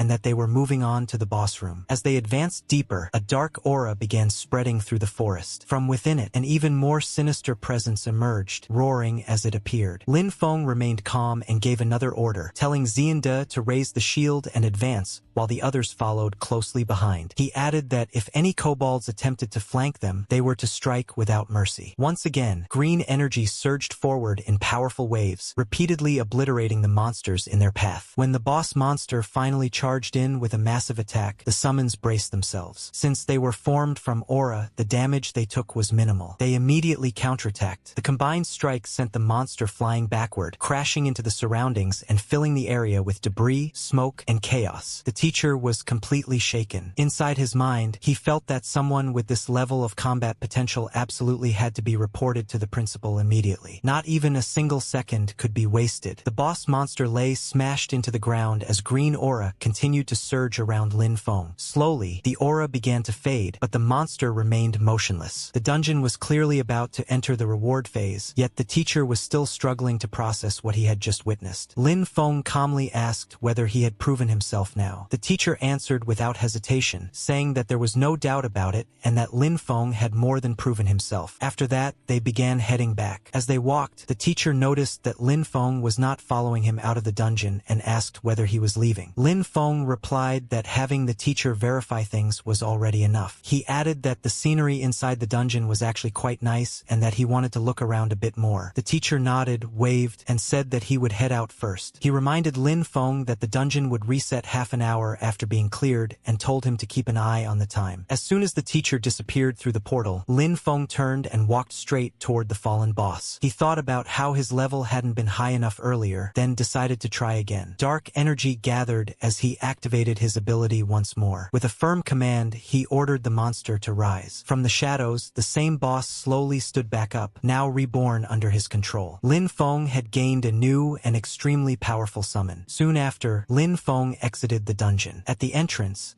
the students who had been doubting him earlier stared in shock. One of them exclaimed that the fierce guy was finally out. Another nervously admitted that he had mocked Lin Feng before and wondered whether Lin Feng might hold a grudge. Someone else quickly suggested that they all leave together. None of them wanted to stay any longer. The last thing they wanted was to provoke someone like him. The teacher then stepped forward and officially announced that, in the name of Extraordinary Academy, Lin Feng had proven himself. He handed over the rewards and compensation that rightfully belonged to him. As Lin Feng accepted the bag and the blueprint, a faintly smug expression appeared on his face. He wanted everyone watching to understand one thing clearly. This was not someone they should mess with. Inside, he felt genuinely satisfied. Vera then explained to him that after the administrator came out to testify, the guy who had challenged him realized he was in the wrong, dropped the items, and ran off without another word. Lin Feng glanced at the rewards and immediately focused on what mattered most to him. He cheerfully remarked that, with fertilizer secured, a full harvest was guaranteed. Before leaving, the teacher added that Lin Feng might also want a recording stone containing footage of that student's performance inside the dungeon. A loud, heavy impact echoed as someone threw a powerful punch straight into a punching bag. The scene shifted to Sun Will Academy, inside Haru's room. Haru was clearly in a terrible mood. As he continued striking the bag, he kept thinking about Lin Feng, calling him a lowly farmer who had humiliated him again and again. He realized that brute force wouldn't work, and academy rules couldn't touch Lin Feng either. No matter how he thought about it, neither path would solve the problem. After thinking hard for a long while, an idea finally struck him. He suddenly remembered that Lin Feng was only relying on his nature magic and summons to show off. With that thought in mind, he immediately ordered a letter to be sent to the front lines to his uncle, the Count. As the letter was taken away, Haru added another instruction, telling the messenger to have the nature department mentors currently rotating on the battlefield return to the academy as soon as possible. The person delivering the letter hesitated and asked if Haru was planning to use the nature department mentors to suppress Lin Feng. Haru answered without hesitation, saying that was exactly the plan. He thought that those old mentors valued purity and strict rules of nature magic above everything else. If they were the ones dealing with Lin Feng, he wanted to see whether Lin Feng could still act so arrogantly. At the same time, back at Extraordinary Academy, the scene shifted to Vera's room. She was repeatedly watching the dungeon recording, unable to look away. As she studied it, she muttered to herself that Lin Feng was simply a monster. In her eyes, his understanding of nature's power had already become instinctual instinctual, something far beyond normal comprehension. She briefly considered waiting until tomorrow, but immediately rejected the idea. Instead, she decided to write a letter right away to notify those same old mentors to return as soon as possible. She felt they couldn't afford to waste any more time. The worst possible outcome would be losing Lin Feng to another faction, and she was determined to keep him within their side. Without hesitation, she sent the letter off, watching as it flew away into the distance. As she looked up at the sky, admiring the drifting clouds, a faint smile appeared on her face. She calmly thought that if those old geezers didn't hurry back, their lifetime achievement honors were about to slip right through their fingers. For several days in a row, Lin Feng lived inside the dungeon. He had to face a lot of beasts, but it was nothing to him. He could easily deal with them. One of the beasts goes down, and Lin Feng stands beside it, analyzing the surroundings as the smoke slowly subsides. Then, suddenly, notifications start appearing. 10 meters 28 seconds, 10 meters 29 seconds, 10 meters 30 seconds, 10 meters 31 seconds, 10 meters 32 seconds. He keeps beating his own records. When he comes out, the people outside start commenting. One guy says he's solo cleared again and is still this fast, treating the dungeon like his own backyard. Another guy says he's at it again and wonders how many runs this is today. Someone else says he didn't count and is too lazy to count, adding that this guy is just crazy. Another person says to scatter because it's boring and watching him grind dungeons isn't as good as watching others farm. Lin Feng then walks forward, shows his box of items, and says he's here to exchange for fertilizer. Brother Chen looks at him and says that student Lin Feng's accumulated credits are enough to apply for promotion. He adds that staying in the lower academy has little meaning for him and suggests applying for promotion to the upper academy. Lin Feng thinks about it and says,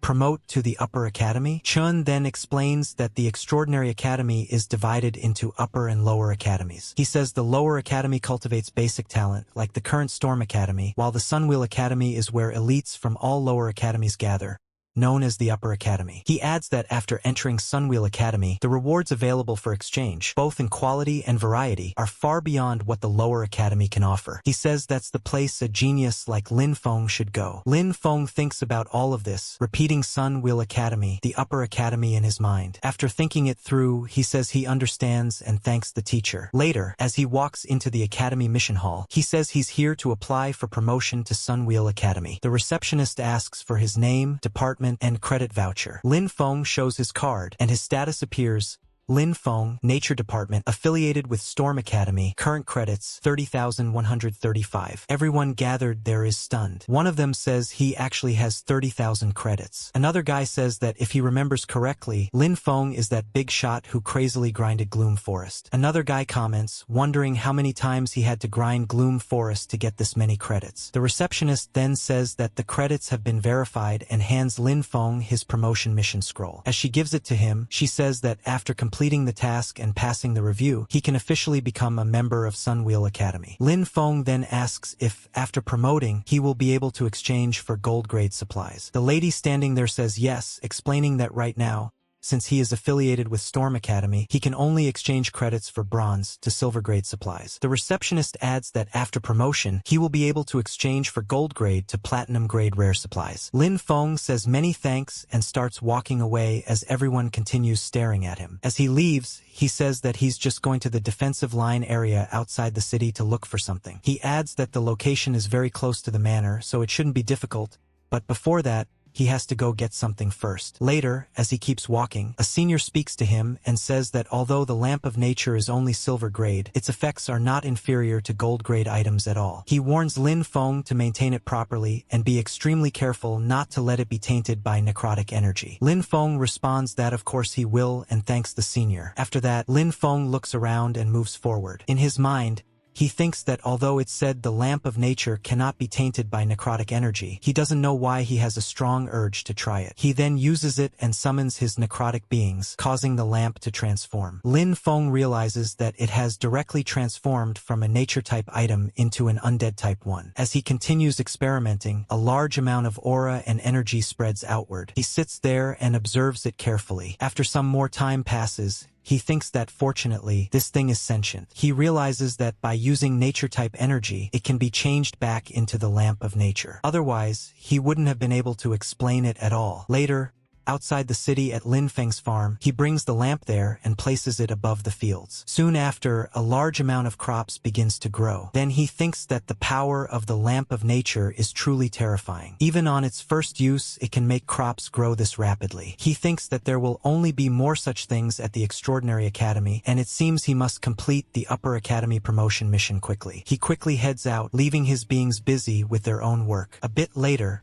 we see the words periphery of the abandoned watchtower. There, Lin Feng thinks that this is the mission location. As a search mission, the visibility is low, so it's best to be cautious. He notices that the area feels very fresh, and someone has been here not long ago. As he looks around, he sees quite a lot of footprints. While analyzing the marks, he wonders who would come here. Suddenly, he notices something and immediately looks up. There are several people nearby. One of them urges the others to hurry up, saying the young master ordered them to take the item before Lin Feng arrives and make his mission fail. Another one laughs and says he found it. A third guy tells him to keep his voice down, warning that the guy named Lin could arrive at any time. The other one scoffs and says there's nothing to be afraid of, adding that when the time comes, they'll just use fire-type magic to burn the thing. As he says this, he throws the book and adds that once the item is destroyed, Lin Feng's mission won't be completed either. However, the book flies straight into Lin Feng's hand. Lin Feng calmly says that in that case, he should thank them. The group is instantly terrified, clearly not expecting this outcome. One of them curses and blames the other, saying it's all his fault. He even hits the other guy and yells at him to snatch the item back immediately. Both of them then gather aura in their hands and rush straight at Lin Feng. Lin Feng immediately responds, gathering green aura of his own. In an instant, spikes and vines burst out of the ground and move at incredible speed, tightly binding the two attackers. The moment they are restrained, they are dragged right in front of Lin Feng. Lin Feng asks if they are going to give him an explanation. He even laughs, knowing that once they are bound like this, there is nothing they can do. Later, at dusk outside the city farm, Lin Feng thinks about Haru. He didn't expect it to be Haru again. He realizes that if this continues,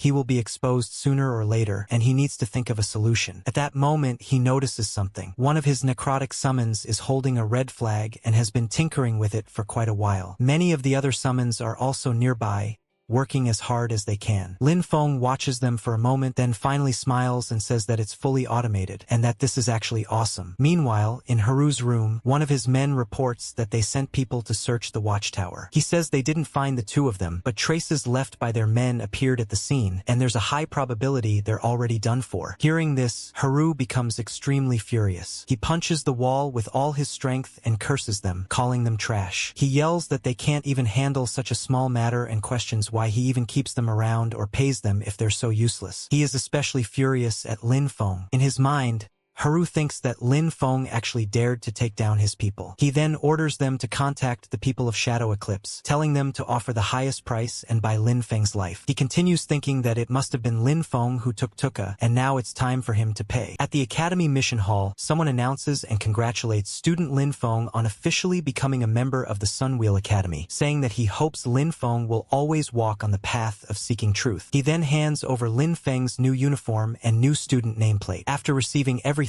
Lin Feng thinks that after the promotion, he can grind even more credits and earn more planting supplies. Later, at the level 10 Dringian Gloom forest entrance, Lin Feng hands over his nameplate and says that he would like to apply for a solo entry into the dungeon. The guy standing there tells him that it's no longer possible. Lin Feng wonders what's wrong and asks why, since it was allowed before. The guy explains that according to Academy regulations, in order to reserve enough promotion resources and opportunities for lower house students, upper house students are prohibited from challenging level 10 and below low-level dungeons. After hearing this, Lin Feng is both shocked and nervous. He can't believe it and asks why he can't grind dungeons anymore, saying that he was planning to grind a bit more before coming back. As Lin Feng leaves, the guy at the entrance thinks to himself that it's good Lin Feng finally left, because if he had stayed any longer, the warehouse there would have been emptied by this kid. Lin Feng realizes that his most efficient way to grind supplies is now gone. He thinks about what he should do next. Just then, someone approaches him and says that he must be the newly promoted junior brother Lin Feng. He introduces himself as Ron and says that seeing Lin Feng wandering around, he might be unable to find a suitable mission. Ron adds that their squad has taken on a dangerous collection mission and is short not one person. Lin Feng feels that Ron's appearance is a bit too coincidental. Ron then asks if he's interested in joining, saying that it's a good chance to familiarize himself with the difficulty of upper house dungeons. Lin Feng thinks that he really does need credits to exchange for supplies and also needs to understand how strict the Sunwheel Academy is. He figures that if it's just a collection mission,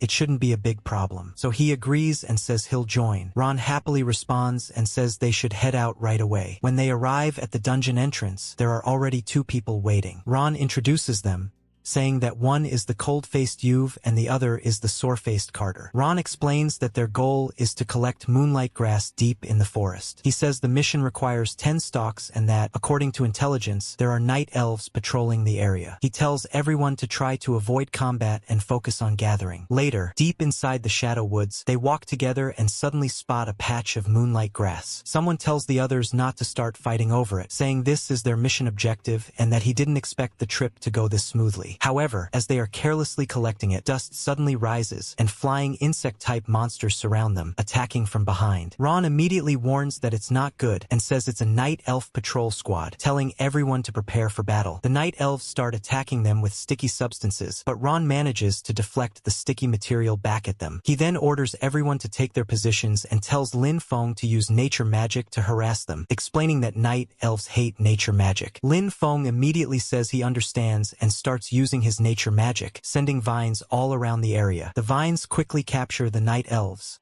who are completely caught off guard. They clearly didn't expect something like this to be able to restrain them. Once several of them are bound, Lin Feng pulls them together and ties them into a tight knot. Ron and the others then attack the remaining night elves, as well as the ones trapped in the knot. After fighting for a while, Ron suddenly warns that it's not good and says they're calling for reinforcements. He calls out to Carter and Ube. Ube responds that it's time to start, and Carter also acknowledges it. Carter then begins preparing another type of special magic. The ground splits open, causing several monsters to fall. However, Lin Feng also ends up in danger. As the ground splits unpredictably, he loses his footing and nearly falls, but manages to grab onto a ledge. He calls out to them in frustration. Ron then apologizes, saying he's very sorry, junior brother Lin Feng. He explains that this is a skill Carter just learned and that Carter isn't very skilled with it yet, so it accidentally affected Lin Feng. Seeing Ron's attitude and how the others deliberately put him in this situation, Lin Feng asks if they don't plan to save him. Ron laughs and says it's not that they won't save him, but that the junior brother who just promoted to the upper house was too headstrong and self-willed and went to challenge elite-level monsters alone. Ron declares that, in the end, Lin Feng tragically sacrificed himself and that there was nothing they could do. Lin Feng, however, makes a strange face and asks if they aren't worried about being exposed for murdering an academy student. Ron explains that the Sunwheel Academy student nameplate has undergone special processing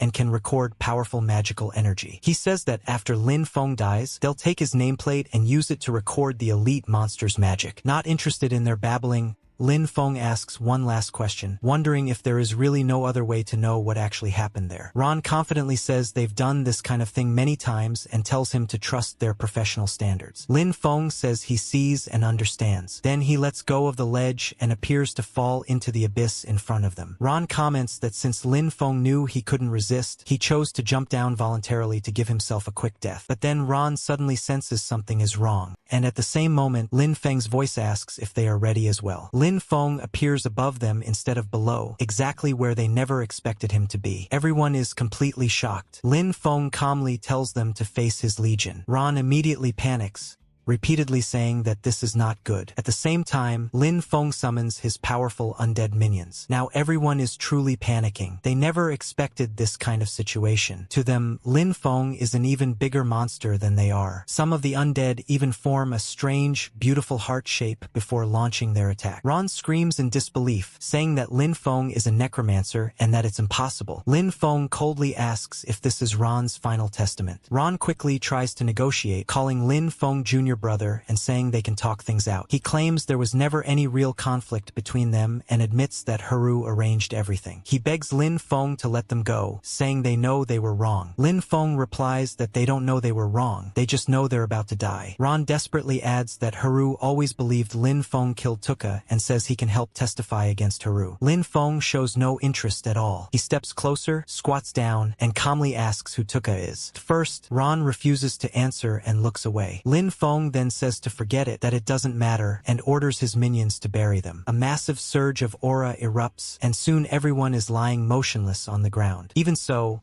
Ron curses Lin Feng, saying he hopes Lin Feng dies a horrible death. Lin Feng replies that Ron's good days are just beginning. He then orders Ron to rise, and all of them resurrect as undead minions. Lin Feng then reflects on whether undead transformed from humanoid creatures naturally possess higher intelligence than other creatures. He realizes it was the night elves' magic from earlier. He thinks he doesn't need to handle the aftermath himself, but since people died, it's best to return and report it. With that, he prepares to leave and heads toward the portal. However, something feels wrong. Lin Feng realizes he can't exit. Confused, he stares at the portal for a while, until a notification appears stating that the special item Regret of the Past has taken effect. It explains that before the dungeon is cleared, the exit cannot be opened, and that within this dungeon, all his attributes will reach 200%. Suddenly, black energy erupts all around him, and another presence emerges. Lin Feng is shocked by what he sees. Before him stands a massive creature, a gigantic horse fused with a towering humanoid figure. As Lin Feng watches the new figure preparing a massive attack, he suddenly feels that something serious is about to go down. He immediately summons his undead, thinking it won't be that hard to deal with. He gives the order to attack. His undead charge forward at incredible speed as the horse-like figure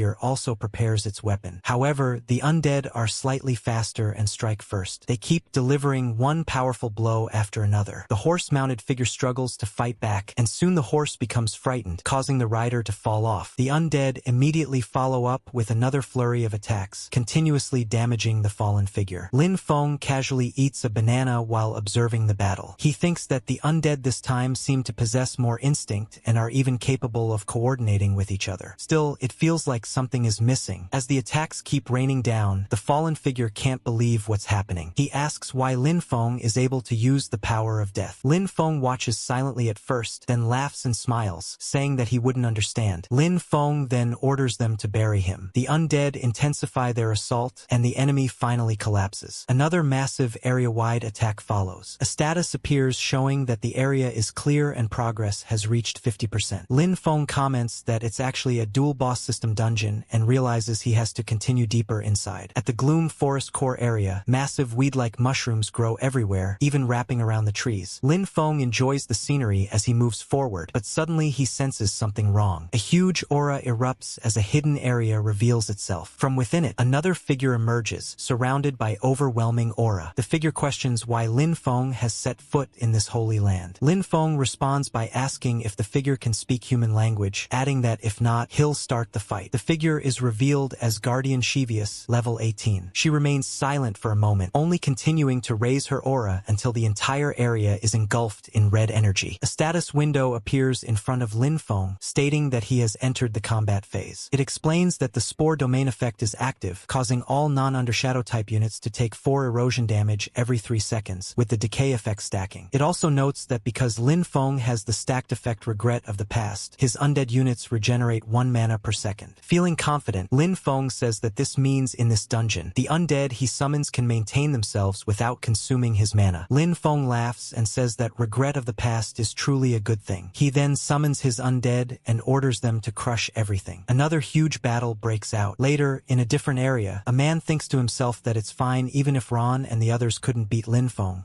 because the real final boss is still waiting. He thinks that although Regret of the Past increases all attributes, its true function is actually to lock the dungeon. With that kind of boss existing, even if all attributes were increased by 200%, or even 400%, it would still be impossible to defeat it. Thinking about this, he laughs to himself, feeling delighted as just imagining it brings him joy. Back on Lin Feng's side, a massive explosion has just occurred. Smoke fills the area as one of the undead walks out, dragging the defeated enemy along. Lin Feng calmly eats another banana while watching the enemy being pulled toward him. The enemy is unable to speak, completely shocked and stunned. She finally asks why He Peng betrayed them. He Peng says nothing. Because of the self-edited control, he doesn't even know if she is talking to him. She then angrily accuses him of destroying her hatchery and vows revenge, but before she can finish, she is knocked unconscious. Another explosion erupts as an overwhelming surge of power spreads out. A status window appears, announcing that the Gloom Forest dungeon has been cleared. The clear time is 2 hours and 17 minutes, setting a new record. The evaluation is A,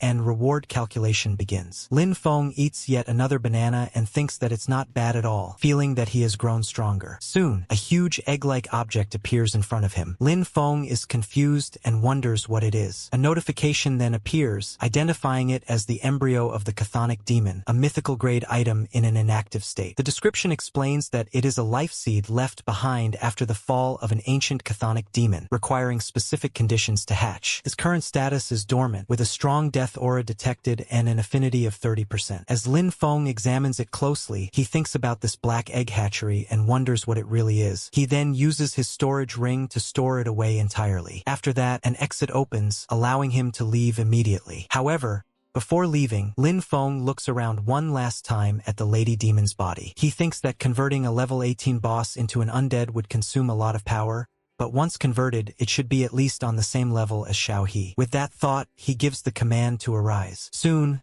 the lady demon rises and becomes part of his undead legion. She then declares that she is the death executioner. After hearing this, Lin Feng is quite shocked. He says that it can actually speak and then asks if it can talk. She responds again, saying she is the death executioner. Lin Feng says yeah, he knows that already and tries to clarify what he means. But she once again repeats that she is the death executioner. Lin Feng goes quiet for a moment, completely confused. Then she repeats the same words yet again, saying she is the death executioner. Lin Feng finally gives up and tells her to forget it and stop talking, saying he doesn't want to hear anything else. Later, outside the Gloom Forest dungeon entrance, Lin Feng steps out of the portal. Guards and staff members are already gathered there. One of them is extremely shocked and says this is impossible. Another asks how Lin Feng could solo clear Gloom Forest. Someone else adds that this is a dungeon where even a 5-man squad often wipes. Another staff member steps forward and asks Lin Feng why he came out alone and where students Ron,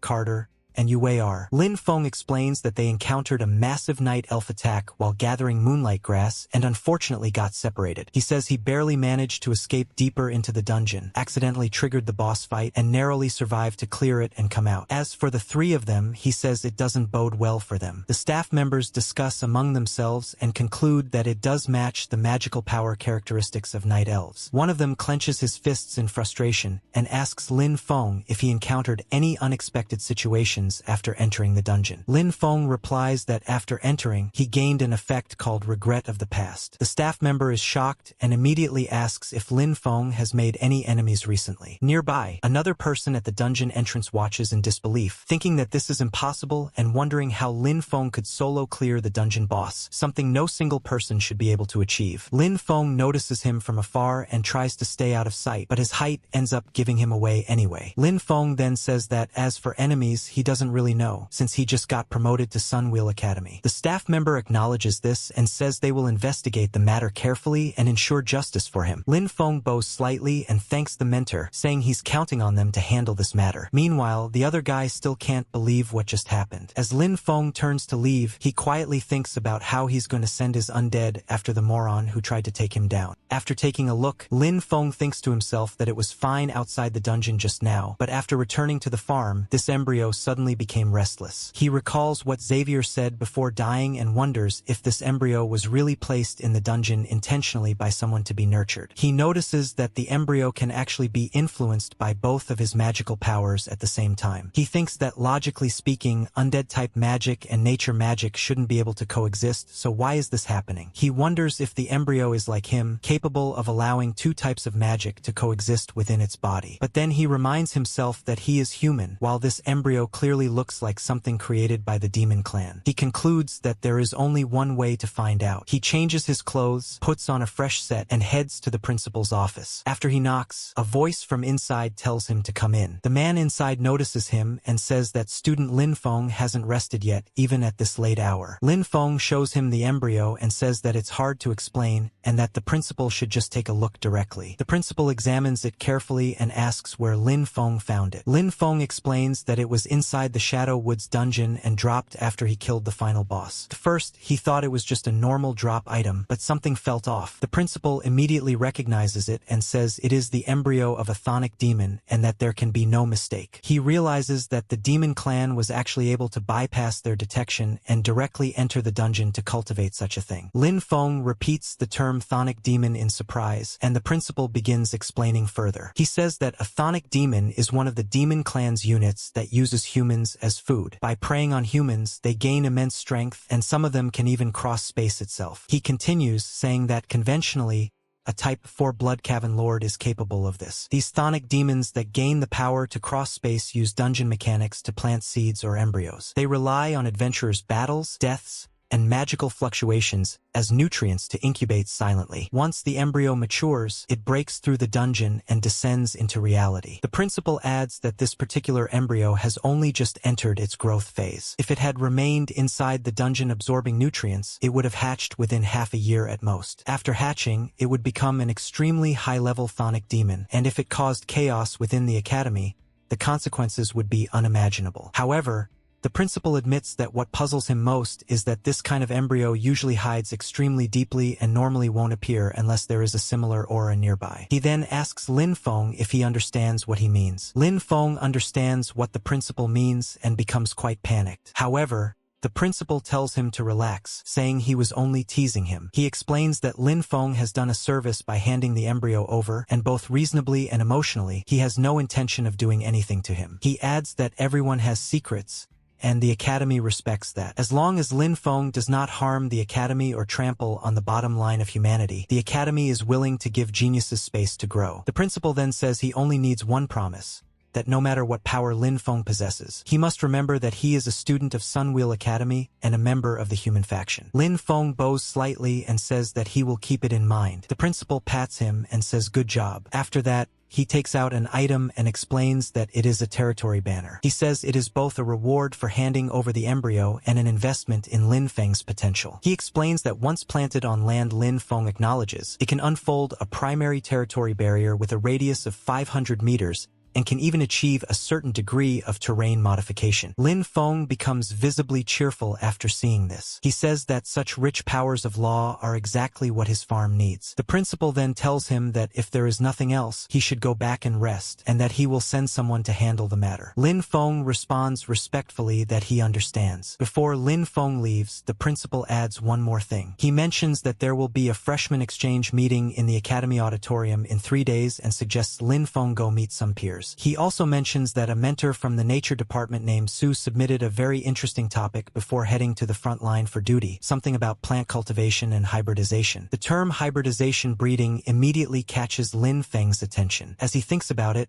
he realizes that before, he had simply been gluing undead and plants together, but what if he thoroughly hybridized them instead? Later, back at the farm, he plants the territory banner and observes the surroundings. He notes that after using the banner, the concentration of nature magic in the area is clearly rising. However, the matter of undead and hybridization still feels very difficult to deal with. Just then, he suddenly senses something and looks around, wondering if something happened on Savius's side. Elsewhere, a worn-out man mutters to himself that the pressure is too much and that he can't even deal with a brat who just got promoted. He thinks he can't wait any longer. He also worries that investigators at Sunwheel Academy have already found clues, and if they discover that Tuka was taken down by him, it will cause huge trouble. Later, he enters another secret room. Deep below, there is a massive demon. Standing in front of it, he performs a ritual and calls out Haru's name. The demon responds, asking why Haru disturbed him when he had already said not to come unless there was something important. Haru immediately kneels and prays, calling him the Great Gula Diosa and asking for guidance. He explains that an anomaly named Lin Feng is destroying his sowing plane and asks how he should eliminate him. The demon snorts and calls Lin Feng an anomaly, saying that those who delusionally want to change fate will eventually be punished by fate. He declares that he will send someone to deal with him. Haru hurriedly thanks the Great Gula Diosa and asks him to make it quick, saying he is worried otherwise. The demon suddenly becomes furious and attacks, roaring at Haru not to order him around like an ant. Haru is blasted backward, sent flying by the huge impact. After crashing down, Haru grits his teeth in frustration and blames Lin Feng for everything, saying it is all Lin Feng's fault. Later, At the freshman exchange meeting in the academy auditorium, a large crowd has gathered. Lin Feng is also present, sitting quietly. He complains in his mind that it is so boring and that he shouldn't have listened to the principal's nonsense. He thinks that with the time spent at this party, it would have been better to research hybridization back at the farm. Even so, he admits to himself that the food there actually tastes pretty good. Suddenly, a guy approaches him and calls out student Lin Feng. Lin Feng is slightly surprised that someone came to talk to him. The guy then excitedly says he heard Lin Feng solo cleared the Shadow Territory dungeon and that it was really amazing, asking if he could get some advice. Lin Feng immediately feels that something is off. He thinks that everyone around him has been avoiding him, yet this person came over on his own. Lin Feng apologizes and says he doesn't really want to talk about it, mentioning that 3 seniors died in the dungeon. He even pretends to tear up. The other guy quickly apologizes and tells Lin Feng not to be sad, saying he is sorry for bringing up painful memories and that he will ask another time. However, as he walks away, he thinks to himself that this is the person Lord Gula Diosa asked him to deal with and that he doesn't look like much. Meanwhile, Lin Feng silently watches him leave without saying a word. Elsewhere, Haru lies back, muttering that the Iron Lion Duke, the Nature Department mentor, and Gula Diosa have all been notified. Even so, he still feels a faint uneasiness in his heart. The uneasy feeling grows stronger, and he suddenly asks who is there. A strange figure steps forward. It is Lin Feng, accompanied by one of his undead warriors. Lin Feng calmly asks what number this is. Haru replies that it is 1. Lin Feng nods and says correct. Then he throws a punch straight into Haru's face, saying he has tolerated him for a long time. It is his reward punch, and there is much more in his mind which he wants to try out. But if you don't want to miss it, subscribe right now and turn on all the notifications.